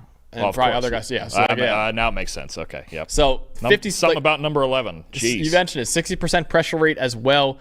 Abdul Carter. Speaking of Micah Parsons, the Micah Parsons comps are alive and well after this kind of game. Massive breakout for Sticks, number 11 for Penn State. 7 pressures and a sack on 25 pass rushing snaps. Again, he had a really slow start to the year. Kind of taking some time to transition from linebacker to edge rusher, and he got it going in this one. Against two really good tackles. Denied Dennis Sutton, the other edge defender for Penn State, 6 pressures on only 23 pass rushing snaps. Zane Durant, the big D tackle for Penn State, 5 pressures on 22 pass rushing snaps. And we mentioned before, Luke Altmaier had a bad grade, 40 passing grade under pressure. We said it. When he's clean, he is like a top 10 clean pocket passing grade in the country. When he's under pressure, he's outside the top 100. So they put him under pressure a lot, and that's why Illinois' offense could only score 7 points in this one. This is why it almost reminded me a lot of last year's game against Illinois. Get him under pressure. Penn State's offense looked good, but you get him under pressure, and the Illinois offense can't do anything, and they couldn't do anything in this game. And that almost 80% pass rush win rate number, Dalton. That is a ridiculous number. Yeah, it's just silly. I'm just going to expand on Carter for a minute. 90.9 pass rush grade, 24% pass rush win rate just by himself, which is really good. You mentioned the sack, 4 defensive stops, forced fumble, and even lined up at linebacker occasionally. They'll still drop him into coverage occasionally and made a really, really good athletic play to break up a pass as Altmaier was stepping up in the pocket. So, look, this is one of the freakiest guys in the country. Abdul Carter, rushing the passer, can drop in coverage, super athletic. And you mentioned the Parsons comps. You watch a game like this and you see it. Yeah. Because it's just that this is a guy at close to 250 pounds that can do things that normal people can't do. Abdul Carter took over this game, and want to shout out because it's a guy you were shouting out last night too, Zane Durant on the inside. Oh, so good, dude. Dominant last night. He's had a great year too. Yeah, he has. They've got this is the front that Penn State was looking for. They get this front 7 with the way Andy Kotelnicki and their offense is running plays. It's a threat. That's a threat to any team in the country playing with their if their pass rush, and they won't win 80% of their pass rush reps every week. But if their pass rush starts playing like this now, we were kind of waiting for it.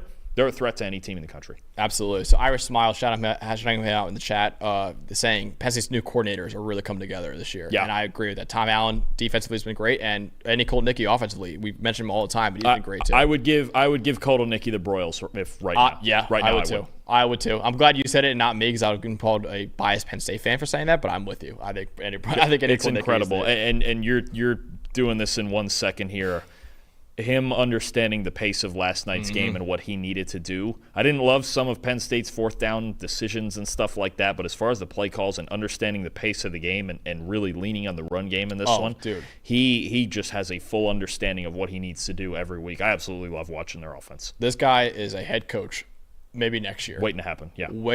I am dreading the day he leaves Penn State because this is the best offensive coordinator I can remember for Penn State.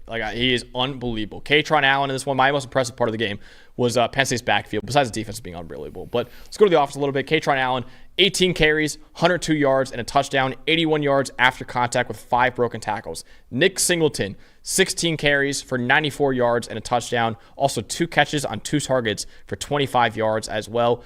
Having this backfield with an improved passing game makes this offense dangerous. Top 5 running back unit in the country, no question about it with those two. And with Drew Aller playing a lot better this year, with the receiving, especially the receiving core playing a lot better. Really, Drew's been as good as he was last year. How good is Tyler Warren, too? Unreal. Maybe the best. Harold Fadden is going to have a great case for the Mackey, but Tyler Warren's right there as well. This offense now with Andy Koldnicki leading it, they're complementing the defense, but even more so, Dalton, they're playing great football too. So I'm holding off from buying all the Penn State stock because I've always had my heart broken every year. And I'm sure you and I are going to the Ohio State game. My family will actually be there as well. And I'm sure I'll be going into that with all the confidence in the world, and then I'll be heartbroken again. But we'll see. Right now, I feel really good about this Penn State team, but we'll see how the rest of the year goes. But this is a great performance by Penn State. If their pass rush shows up like it did last night or anything close, they can beat anybody. Anybody. Don't care who it is. Absolutely. Yeah, it's a great win for Penn State. And finally, the last game we talk about before we get into our standouts and top 25 and everything, our 8th game was maybe the most insane game of all of them. Or Georgia Alabama was insane, but this one I don't know who won this game still. I still don't know who won this game. Miami ended up winning it officially at 38-34, but what happened in the end of this game? We had a Packers Seahawks, what was it, Russell Wilson's rookie year in 2012? Was that? Fail Mary. Yeah, on the Monday Night Football. Yeah, the Fail Mary where he threw a pass and it seemed like the Packers caught it, but they ruled it a touchdown, even though it looked like an interception. This one was kind of the same thing where Virginia Tech had a Hail Mary at the very end of this game that looked like Miami caught it, and they were like, okay, game over. And then they ruled it a touchdown, and then they reviewed it and said, no, incomplete. I think, okay, my take on this, and I want your take on this play too, before we get into our stats and all that. But my take on this is the right call, but the way they got to it, if I'm a Virginia Tech fan, I'm pissed. Because I'm looking at that and saying, how the hell do you overturn that? Listen, I think whoever won this game, the other team should have been pissed. Because if they ruled it stands and Miami lost, if I'm a Miami fan, I'm like, how the hell do you rule out a touchdown in the first place? But as a Va Tech fan, you should be like, how the hell do you reverse that? So that was one of the weirdest endings to a game I've ever seen. I think the right team won eventually, but if I'm a Virginia Tech fan, I'm still pissed for them overturning that when it didn't seem like there was enough evidence to overturn it, honestly. Yeah, it's tough, and I don't really know why they ruled it a touchdown in the first place. No, I was shocked. I'm with you. I think it was incomplete. Maybe. I mean, there's slow-mo arguments that he had it for a millisecond, but I mean, we're always doing this thing with what's a catch and what's not, and what's possession and finishing the catch process and football moves and all this nonsense. But I think they got it right. I think they got it right. Like you mentioned, the process, it was shocking enough that they called it a touchdown in the first place. Yeah. And then overturn it, and then I was like, what the hell is going on It's really I still don't know who won. I'm still like, I don't know who won that game. I mean, I'll officially Miami won. I mean, we just have to take it for what it is, right? It was some football game, and I think the one part where Virginia Tech is going to have a problem with this is I thought of their 5 games, this was front to back the best game that they played. Yeah, they played really well. They did, but they come out of it 2-3. I know. It's rough because they had struggled, especially early in a lot of their previous games. This was the best game they had played, and they come away with a loss. And it's a tough loss for Va Tech, who had really high expectations coming into the year. We should have known what we were in for on Saturday just based off this Friday night game. Oh, yeah. The other game, too, on Friday was Washington-Rutgers. Yeah, that was crazy, too. That was a great game, too. Yeah, that poor Washington kicker, man. Oh, that poor kid. He missed it. Yeah, it was tough. That's tough. Washington, that's another case where the team kind of beat themselves. Absolutely. But that happens a lot. Look, Bill Belichick used to say, you can't beat yourself. Yeah. That's the first thing you can't. If you don't beat yourself, you will win a lot more football games. Speaking of Bill Belichick, his son Steve Belichick is the defensive coordinator for Washington. Sure is. So Coach, look, Washington's. They're not bad. Yeah. It's not a bad team. Steve Belichick was the most lethal face card maybe of all time with the, all the the tongue out stuff. Remember that when at Sunday Night Football? That oh yeah, you don't even know what face card is. You know how to. No, I don't. Yeah. I'm too old. I'm too old for whatever you just said. Let's get into the grades before we get to the stats from this game. Miami's top 5 highest graded players. One guy, Dawn, Francis Mauigoa. I'm calling it right now. This guy is OT1 in the 2026 NFL Draft. He is amazing. 80 grade in this one. He was the highest graded player for Miami in this one. Wesley Besaint at a 76.2. Elijah Arroyo, 76. Damian Martinez at a 73. And Xavier Estrepo at a 68.7. And Cam Ward, 79.9. Up and down game for Cam Ward, but 79.9 ultimately. I love that picture of Cam Ward, by the way. That's a celebration. And Virginia Tech was hitting that celebration What a lot. What is that? I don't know what that is. But they're doing it against him when Virginia Tech was winning. And then at the end of the game, he actually tweeted out the celebration again. So he got the last laugh. But Virginia Tech, still great performance. Their highest grade players. Aeneas Peebles, our guy, at 82.7. Really good game for him. Xavier Chaplin, 78.9. Bashul Tootin, 74.1. Caleb Spencer, 73.3. Aiden Green, 70.3. And Kyron Jones had a really solid performance as well, an 81 grade in this one. Dawn, for you, what was the stat that told the story in this unbelievable game on Friday night? Yeah, it's a weird one. You could go a lot of different ways with this, but I found a weird split, and I felt it during the game, and I was like, you know what, this is kind of making a difference here. So the first half, rushing yards, Virginia Tech 147, Miami 41. Dominating on the ground, controlling the clock, controlling possession. Ward was turning the ball over early, and Vatek was in there. They were in their wheelhouse. This is how they win games, much like we talk about K-State or some other teams that run the ball a lot. This is how Vatek wants to run the ball. Second half, Miami 139, Vatek 68. Flipped around and ended up being kind of even. And I think Miami coming out establishing in the third quarter. Look, they had 9 design runs in the first half. They had 8 in the third quarter. They came out in the third quarter. They started running the ball. They started finding balance. Now, eventually, this did turn into a Cam Ward game, and having to come back and having to score a game-winning touchdown and crazy plays and everything was going on. But I think Miami finding balance just for a bit to get back into it when they were beaten down at halftime. It was rough at the first half of this game. I think establishing that balance, and they're going to need to find more of it. You mentioned Mauigoa up front. You've got Martinez and some other guys that can run the ball. Mark Fletcher's really good. Continuing to have balance instead of asking Cam Ward to do everything for you is going to be advantageous to him, right? And Cam Ward, he's played great. He would be in the top 2 or 3 of the Heisman right now. A lot of people have him number 1. Had some great moments, fun moments in this game. But Miami's they're gonna benefit from having balance. And in the second half, when they had more balance, that includes Ward running the ball. He had 6 carries for 72 yards and a touchdown. That includes him. They have balance. They're one of the most dangerous offenses in the country. They're dangerous anyway with Ward and their weapons. But when they found the run game and they found that balance, then they started taking over the game in the second half. Absolutely. So I want to just quickly apologize to our producers back there, because not only are we going a long show today, but also I didn't check the stat, and this has changed a little bit, so I'm going to update this right now. But Cam Ward, 5 big-time throws, 3 turnover-worthy plays. Originally it was 7, but now it's down to 5 right now. But this is truly the ultimate Cam Ward experience. Just an absolute roller coaster for him, honestly.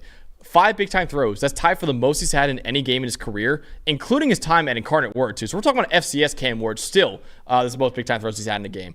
3 turnover-worthy plays, though. Most he's had in a game since Week 7 of last season. This guy is a riverboat gambler who is going to make some draw-dropping plays and some head-scratching ones. And I hate to use this comp because people are going to think it's an insult. I don't think it is. But it's like a little bit of Will Levis, but except it works sometimes. Where you see some throw, like the flip and all, like that's a Will Levis play. Yeah, but he's more accurate. No, he's more accurate, the but accuracy, he gets it. Yeah, but this is a thing though with Ward is he came into this season in his career 71 big time throws and 79 turnover-worthy plays. He's always been a gunslinger. I'm by no means saying he's going to be like Will Levis in the NFL. I'm just saying like there's some of that play to him where you're just like, dude, like this guy is just gambling out here, and it works a lot of times. Don't get me wrong, it does work. But there's just a lot of like, wow, like I don't know how that worked, but it worked. Like the flip and all, like there's a lot of really funny ones out there. He is gambling out there, and to his credit, it has worked a lot this year, which is why he's still one of the top Heisman candidates. Also, quickly, I want to shout out how good he was on the ground in this game. 6 carries for 72 yards and a touchdown with 5 broken tackles. He had an 83% forced miss tackle rate. By no means is Cam Ward an elite athlete. In fact, if you look at the PFF gas score, he's like an 8th percentile in our gas score or whatever.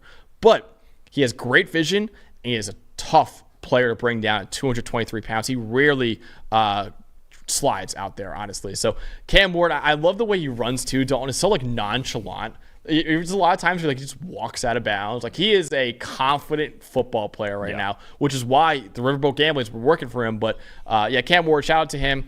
Again, this is the ultimate Cam Ward experience where he has some throws. You're like, yep, that's the number 1 overall pick. That's the top 5 pick in the draft.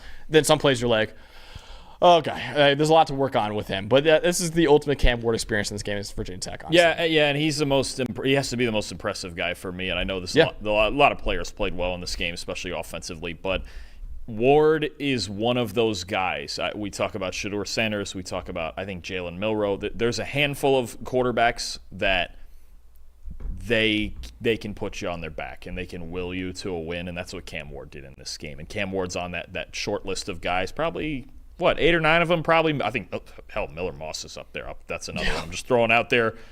Big comeback win for Miller Moss, and that he can will you to a win. But no, Cam Ward is one of those guys where you go, when all else fails, let's just see what he can do. Yep. And to have that ability and to need that ability in a game like this, that Virginia Tech, again, they played their best game of the season, I thought. And the Miami had some injuries happening on their defensive line. Obviously didn't have Ruben Bain last night. Then Elijah Alston gets hurt. Then Tyler Barron's getting hurt. Then Simeon Barrow's getting hurt. I mean, everybody. The defensive line was crumbling a bit. They got run all over in the first half. They were behind. Things were hard. Ward was getting hit. And he just found a way to will them to a win. And I think that's so big for them when you talk about getting into even bigger games than this one. To have that guy knowing, hey, we're down 4, we're down 3, there's 2 minutes left, there's whatever drive that we need, that you can just hand him the ball and he can do it. It's big-time stuff. So, again, not his highest-graded game of the year. Probably it's certainly, 79.9 is still solid considering all the early difficulties. But this was a game about Ward's heart and willpower to win this game. It almost looked like it was going to be a disaster game for him at some point. Like, he's like throwing picks left and right. Like, oh, boy, this could be where the wheels come off and where he could lose, a lot of his traction as a Heisman candidate, and he came back and won this game. So it's a really good performance by Cam Ward. My most impressive, I want to shout him out. Shout out to Kyron Jones, by the way. We haven't talked much about him. He had a good game against Miami, but I think the reason why he was able to be so good out there, Bashul Tune, the running back, was awesome. 19 carries for 141 yards and a touchdown, 110 yards after contact, 10 forced missed tackles on the game as well for a 53% forced missed tackle rate. This guy's not big. He's 5'11", 209 pounds, but pound for pound, you might not find a stronger running back in college football than Bashul Tune. He is clearly the star player of this offense, bouncing off of tacklers left and right. I love watching this guy run, man, because you look at him, again, he's not physically imposing at all. He's a pinball, but you cannot tackle this guy with one player, man. He's a lot of fun to watch, and I think the reason why he helped out Kyron Jones, not only because he has a great run game, but also, Miami had to stack the box to stop this guy. And when you do that, Kyron Jones had some windows to throw in. And that's why I think Virginia Tech was able to get something going offensively. And this one almost pull off the Hail Mary victory. But Bashul Tune, shout him out. He is, again, it's an unreal year for running backs in the college football. So there's a lot of guys that go under the radar because of how many great ones there are. And Bashul Tune is absolutely one of those guys. He's a really good running back in college football. There's so much talent. So much talent. You want to get into another one? Yeah, dude, go ahead. You want a guy? Let's get into our standouts. Let's just roll right into it. You want a guy who's not under the radar? No. And honestly, it's going to be a thing where I want to find different guys around the country and 3 standouts, 3 hidden guys. You can't. What do we say about Ashton Jeanty every week? This is Max. I got to be honest with you. This is one of the best backs I've ever seen. 26 carries, 259 yards, a 94.8 rushing grade.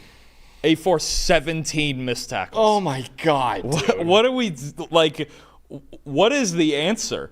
I don't know. This is insane. 4 games. Okay, he's got 82 carries for 845 yards and 13 touchdowns, and 43 missed tackles. 43 missed tackles on 82 carries. So, what do you do? I don't know. Should we just make this a permanent spot for him? Do I have to find 3? Do I have to find 3 guys and do the Ashton Jeanty Probably. thing? He's on pace for 2,500 rushing yards and 39 touchdowns.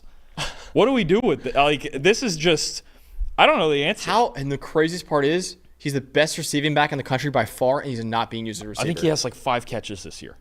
And it's well known on tape that he's the best receiving back in the country. Yeah, it's not even close. I don't think it's even – It's not even close. He had 600 receiving yards last year. If he lined up at receiver, if he was a wide receiver, he'd be a 1,000-yard receiver. Easy. Yeah. They're not even using him. No, he's the best. And he's the best runner in college He's football. the best back in the country. It's not close. He's the best runner and best receiver by far now. Yeah. By far. I don't even know the answer. This is just nuts. This is just – and again, we interviewed him preseason. Awesome kid. He said 2,500 yards and 20 touchdowns. 2,500 total yards. Total yards. Yeah. He's on pace for 2,500 rushing yards. Yep. And he's got 13 of the 20 touchdowns in 4 games. This is nuts. He's going first. He's on pace for 39 touchdowns. He's going in the first round. Oh yeah. This is just Ashton silly. Jeanty, you are a Cincinnati Bengal. Ashton Jeanty, you are a Dallas Cowboy. So you're something. You're one of those 32 teams. You're one of those, and you're getting a contract with a 5th-year option because we might just do this every week. I'm running out of things to say about him. It's crazy. He's unbelievable. Right now is a Boise State running back. Right now is 4th in the Heisman odds after 4 games. Boise State running back is 4th in the Heisman odds right now. We never see that. And rightfully so. And even could be higher, honestly. Could even be higher. He is... We're going to look back on this year. Please, nothing happened. This is going to be one of the great years we've ever seen. Dude, and remember when he told us the 2,500? And also, hilarious kid, too. Great interview. But he told us the 2,500 yards and 20 touchdowns, and he said, at the end of that, and at the end of it, I will be in New York for that Heisman ceremony. And we were like... Okay, cool, Ashton. We'll see. Zero reason to doubt him right now. We'll see, Ashton. 2,500 total yards, 20 touchdowns. Okay, buddy. Cool. No, it's just he was selling himself short. I was like, no, it's like a bad year for me. No. Yeah, imagine if they start throwing him the ball. Dude, that to me, I understand how great he's been as a runner. That to me is the craziest fucking part. He's not being used as a receiver, and he's by far the best receiving back in the country. Like, this guy, he's Alvin Kamara, dude. This guy's Alvin Kamara. I think that's the comp. I don't even have a comp anymore. I don't know. This guy's unbelievable. I don't have a comp. This is one of the best backs I've ever watched. Drake Holiday, he looks like LaDainian Tomlinson out there. Yeah. Dude, we're talking about special fucking stuff with Ashton Jeanty, dude. Yeah. He is unbelievable, man. I love that kid. Another kid that we love, Dalton, Jeremiah Smith. Holy crap, dude. This guy is unreal. I mean, listen, the numbers. 83 yards and touchdown, 5 catches, sure. On 6 targets, sure. Good, solid game. For a true freshman, it's a great game, but solid game. What I want to talk about, though, 2 unbelievable one-handed catches that he had against Michigan State. One of them over 2 defenders where he jumped up and the ball went past him. He missed it. And he went, oh, shit, and went like that and caught it and came down in bounds and caught the ball while staying in bounds. 20 seconds later, he hauls it in on an off-target throw by Will Howard. Just boom. After he beat press coverage immediately, Will Howard threw it. I think it was an early throw, and Jeremiah was not there yet. And Jeremiah's like, oh, shit. Again, one-handed catch, caught it, touchdown. Dawn, I said it before when we talk about Ryan Williams, this is wide receiver 1 in the NFL draft right now if he was eligible. Right now. Yeah, with the youth, I'm in on that. And that first one, they could have called a face mask on that first one. I saw someone tweet, and I forgot who tweeted it, so I'm sorry about this, but someone tweeted, and I thought it was pretty funny. I don't know if it's true yet, but we'll see. Someone said, Ohio State just lost Marvin Harrison Jr., and they upgraded. We'll see. Marvin Harrison Jr. is truly one of the great receivers we've had in the last generation or so, but Jeremiah Smith is the highest-rated receiver we've ever seen come out of high school, and he's immediately like, oh, yeah, he wasn't even rated high enough in that either. Yeah. This guy is I've seen Julio comps. I've seen AJ Green comps. We're talking about a fucking alien. I like the AJ Green comp. Yeah. It might be even better than that, but I like the AJ Green comp. A borderline Hall of Famer, AJ Green. He's like, no, you might be better than that. You should be. Dude, honestly, yeah, should be. That's another argument. Eli, I'm sure wants to get on the mic right now and talk about AJ Green. But Jeremiah Smith, dude, alien. He is an alien. Yeah. That's the only way to describe him. I mean, with Emeka Egbuka playing as well as he is right now, I have Will Howard. I know is not an amazing passer, but with those two playing the way they are, it's you don't even need to be that great of a passer when you have those two, dude. He is. Oh my God, Jeremiah Smith's unbelievable. So who's your next standout? I'll stay in the Big Ten, and I'll stay at the same position at receiver, and maybe not a guy we consider an alien, but a guy who's really, really darn good. Max, the Indiana Hoosiers are 5-0. Yeah, first time. Hell yeah, since, is it 1967? First time since 1967. And they were preseason win total 5.5, right? And they're 1 win from it. They're 1 win away from the over. Yeah. The James Madison Hoosiers, one of those guys at receiver, Elijah Surratt. I just really like him. He's so reliable. Look, Indiana, this is for real. This is a real thing. They are 5-0. Max, there's a chance they start 9-0. You look at their schedule. They got some games. They got some winnable games coming up. There's a tough one at home against Nebraska in a few weeks. They got Northwestern next week. There is a legitimate chance Indiana starts 9-0, and a big reason is Elijah Surratt at receiver. Big win over Maryland, 21-point win over Maryland. He had 7 catches for 128 yards and a touchdown, 75.3 receiving grade. In this game, his second 100-yard game of the year. He's just one of the most reliable possession receivers in the country. He's so good. He was one of the best intermediate receivers in the country last year at James Madison. Ton of guys that came with Curt Cignetti into Indiana playing well. Surratt's one of them. You got some guys on defense too. Michael Kamara, Aiden Fisher, Jalen Walker. They got a bunch of guys playing well. I just wanted to point out Surratt, big game with 128 yards. Curtis Rourke throwing the ball well. Worked through some interceptions yesterday and got hot late. This Indiana team's a real thing. This is a threat. They play Northwestern, Nebraska, Washington, and then Michigan State. It's a legitimate chance to start 9-0. And then they got Michigan after that, and Ohio State after that, and then Purdue to end the year. Big stuff yesterday. They can go 10-2. They could go 10-2, and I'll tell you what. So Soph will kill you. Soph will kill you. Don't say it. It ain't out of the question. Don't say it. We're not gonna say it. We're not gonna say it. So Dave Safari will kill us. 11-1 is not out of. It's not. It is not out of the question. Don't say it. And again, Indiana. Look for that situation. I thought the same thing. I'm not gonna say for that situation in that team. The goal is 1 week at a time. Yeah. But man, they're really good. Dude, 3-9 last year. 3-9 last year. Yep. All of a sudden, we're talking about 10-2. That's a good team. The James Madison Hoosiers. Curt Cignetti, dude. Sig. They have a hashtag Sig. Tell you what, Sig is smoking. If they do, I love it. If they do, I know there's a lot of great coaches doing great jobs at the top. If they win 9 or 10 games, he might win like National Coach of the Year. They probably should. It's incredible. That's the biggest turnaround of anyone, honestly. Yeah. Like that's insanity. So yeah, Curt Cignetti, holy crap, man. He's gunning for a bigger job, honestly. Like I know he's doing a great job right there, but we'll see. All right, my one I want to shout out Dalton. Malik Williams, the new quarterback for UNLV. So Matt Sluka announced on Tuesday night, I'm redshirting the rest of the season because my NIL needs are not being met by UNLV. And all of us, I'm not going to get into that. There's a whole different conversation. I don't want to dive into that.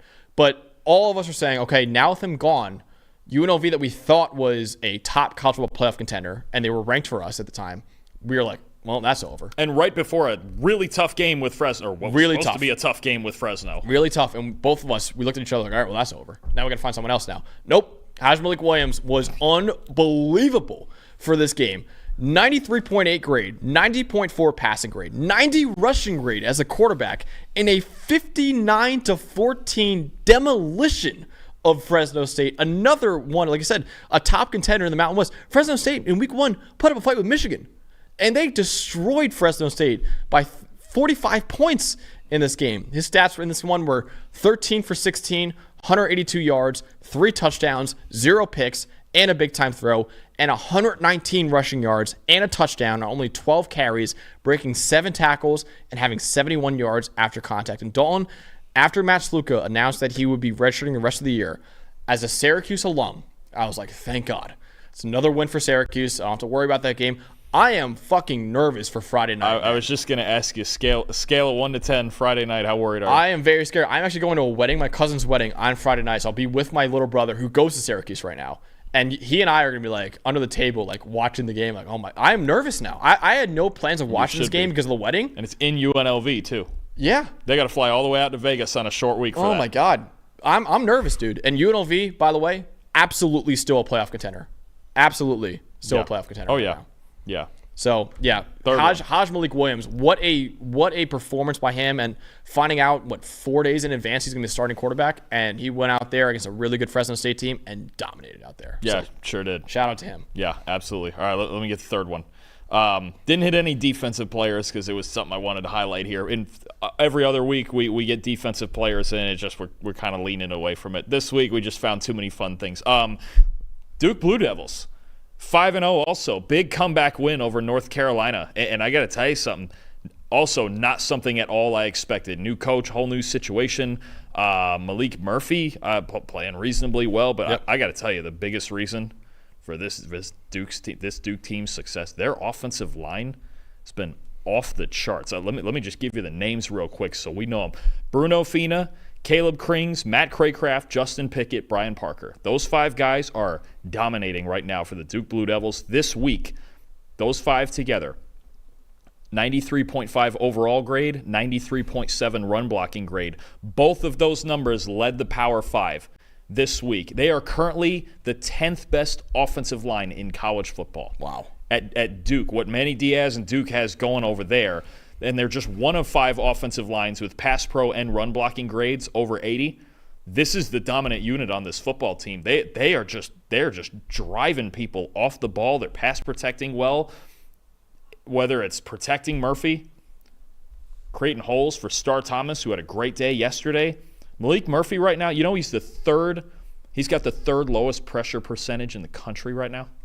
Wow. What they're doing up front at Duke with their front 5, and look, they had a couple guys drafted, including a first-round pick and Graham Barton. Mm-hmm. We're like, okay, what in the world's Duke going to do to score? I'll tell you what they're going to do. They're going to get behind these 5 guys up front. They're going to maul people. Yeah. This Duke offensive line is a story. Duke is a story. What was it? First time since 1994 they're 5-0? Was that the number I heard? Yes. I think it was 1994. It was 90s, I think. It was definitely the 90s. Somewhere in the early 90s. It's been at least 30 years since Duke was 5-0, and their front 5 deserves a ton of recognition. For Duke to have the 10th best offensive line in college football right now is incredible. Absolutely. So, Dalton, my last standout is a guy Malik Williams was the 2nd highest graded quarterback this week. The first was Arch Manning. Arch Manning with a 94.2 grade against Mississippi State in a 35-14 win. Trevor Sickman was actually in attendance for that game. Arch Manning, 26 for 31, 335 yards, 2 touchdowns, 0 picks, 3 big-time throws, 0 turnover-worthy plays, 93.3% adjusted completion rate. He also ran 5 times for 34 yards and a touchdown. And really nice bounce-back game for Arch after a 57.4 grade against Louisiana Monroe last week. Now Texas, they have a bye week, and then they play Oklahoma, and then they play Georgia. So he's really handled Quinn Ewers' injury really well. And Dawn, I think we both agree this is Quinn Ewers' job.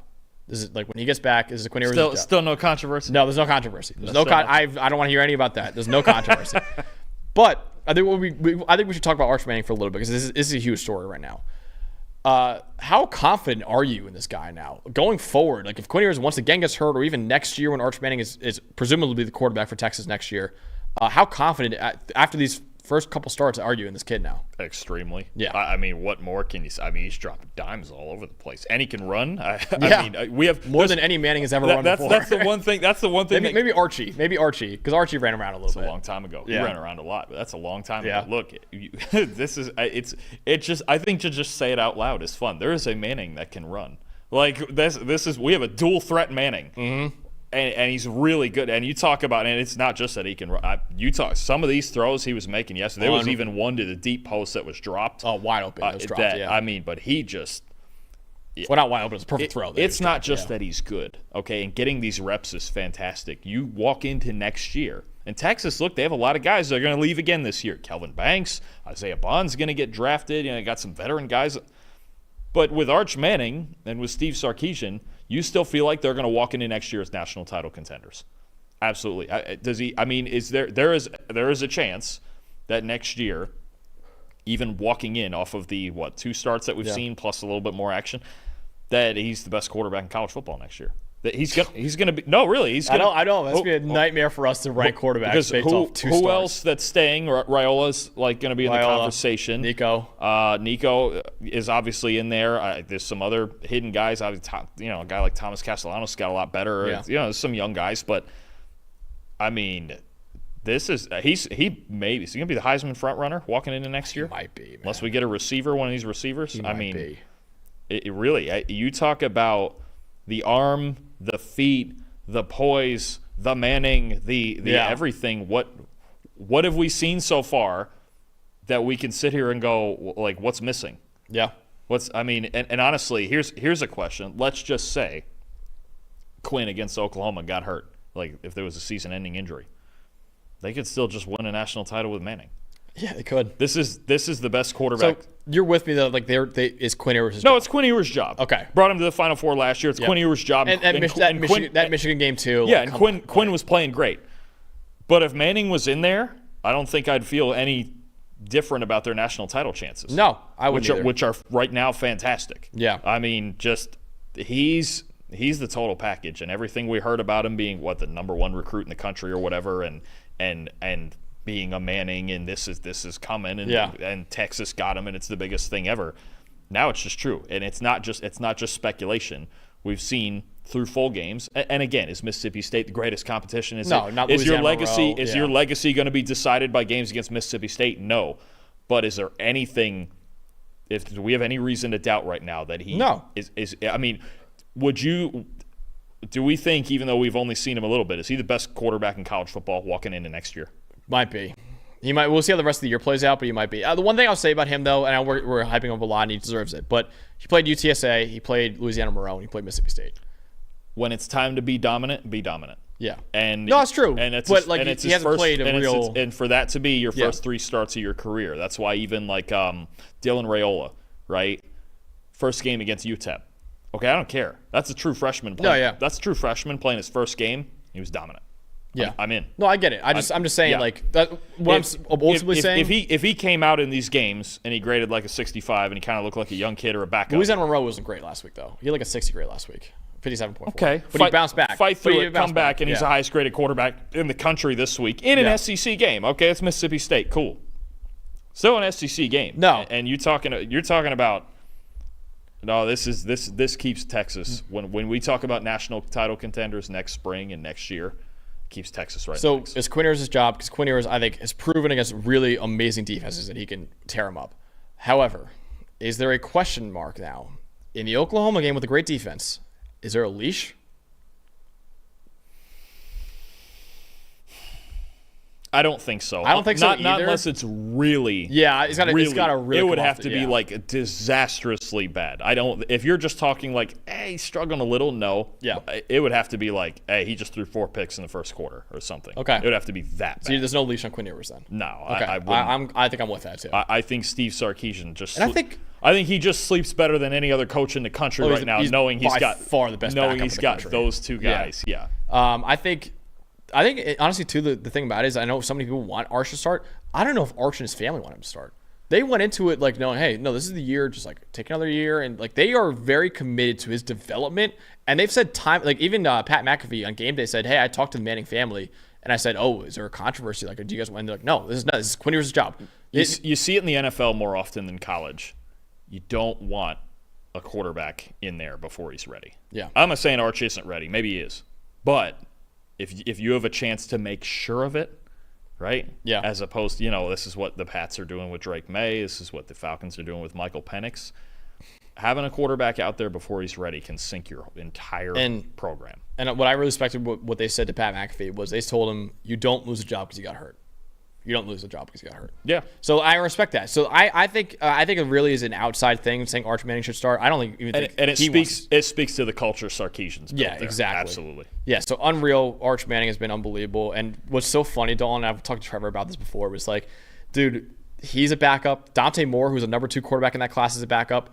Like Trevor's job in summer and our job in ranking quarterbacks for next year is going to be impossible being like, well, they didn't start last year, but also they could be the number 1 overall pick in the draft. So it's a very weird conversation. We're gonna watch a lot of garbage time tape with Dante Moore and Arch Manning just to get an idea. Arch Manning at least has a couple of starts. Well, but Arch has a couple of starts. Yeah, I think that does matter. Having some front to back starts in there is like, okay, that's real. But I'm just saying, usually it's funny because usually the top quarterbacks going into the draft in summer are guys that started the whole year. And it's like, no, a lot of the guys are backups right now. So it's going to be a really interesting debate over who the top guys are right now. So, yeah, Arch Manning has been unbelievable. Best backup in the country by a mile. But both of us are still saying at least that it is still Quinn Ewers' job when he returns. And it should be in a couple weeks after this bye week against Oklahoma in the Red River rivalry. Let's go over to our top 25 now, Dalton, after a wild week of college football. I believe, 3 top 10 teams lost, right? Utah, Georgia, Ole Miss, and Georgia. Ole Miss, Georgia. Yes, 3 top 10 teams lost and more. Even the top 25 lost. So let's go over our new top 25. Our new number 1 team in the country, the Alabama Crimson Tide. Check in at number 1. Texas moves down to number 2. Tennessee at number 3. Ohio State at number 4. Oregon at number 5. Let's go to 6 through 25 now. Georgia at number 6. Penn State 7. Missouri 8. Miami 9. Michigan 10. USC 11. Notre Dame 12. LSU 13. BYU 14, Kansas State 15, Ole Miss 16, Oklahoma 17, Louisville 18, Clemson 19, Iowa State 20, Arizona 21, Utah 22, UNLV 23, Rutgers 24, Boise State number 25. Dalton, what to you stands out in our new top 25? First of all, how about the representation for the Mountain West, getting two teams in there, getting both teams from the Mountain West in there. The handful of things. Look, Georgia keeping that game closer and making that comeback only drops them to 6. I think that's a reasonably big deal when you talk about a tight SEC. It would have been like 10 or 11 if they got killed. And if it went the way the first half was going. They may have been out of the top 10. I mean, it was ugly. How about BYU all the way up to 14 for us? Wow, just killing the preseason projections for sure, and they've made a point of that.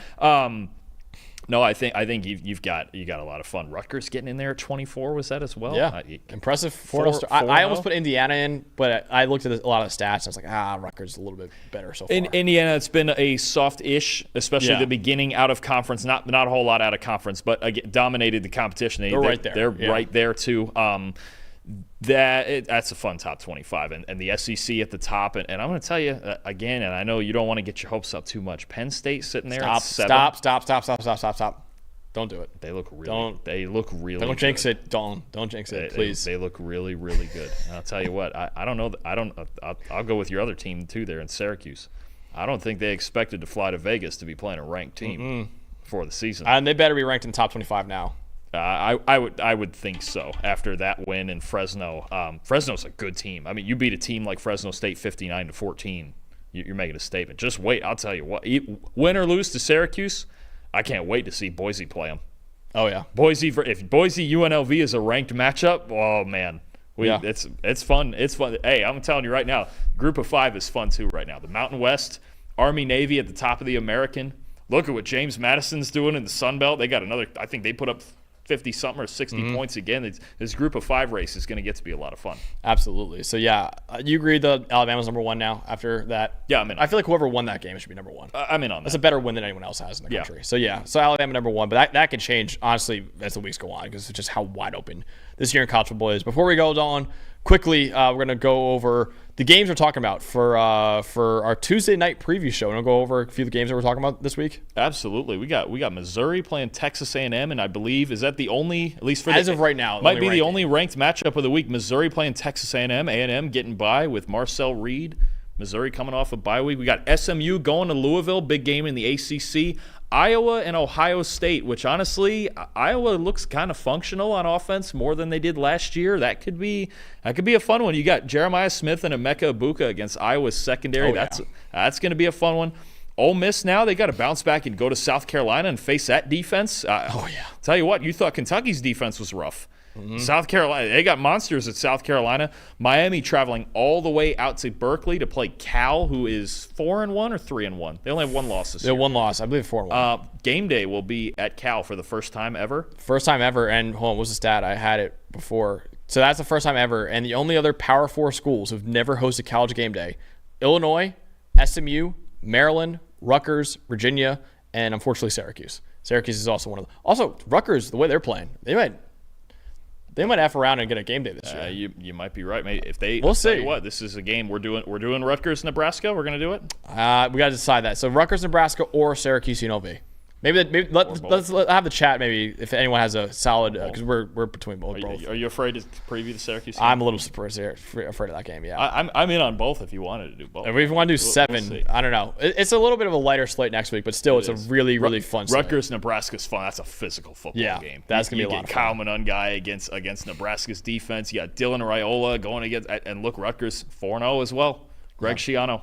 Greg Schiano just goes back to Rutgers every time, and he just keeps doing it. So fun games next week. It might seem like a lighter slate, and then we get that big October 12th slate. Oh but my God, you say it all the time. Next weeks like next week are the ones you look out for. Yep, that's when the circus happens. It's still the season of chaos, Max. Every time, whenever you look at a slate, like not really that many great games. That's when madness happens in college football. We had madness this week. I really think this Iowa-Ohio State game is fun. That could be a lot of fun. I know people. Well, it's Iowa. Come on, Caleb Johnson and their offense. Yeah, it's coming. Definitely. All right. Unbelievable week of college football we just had in week 5. Again, week 6 preview show. Tuesday night, 6 p.m. Be there. We had an excellent chat today. Shout out to everyone who's in the chat today. I think we had 150 viewers almost the whole time, which is amazing so far. So big shout out to you guys. Really appreciate you. Really appreciate our producers back there and Ty and Eli as well. For Dalton Wasserman, I'm Max Chadwick. We will see you guys Tuesday night at 6 p.m. for our Week 6 preview show.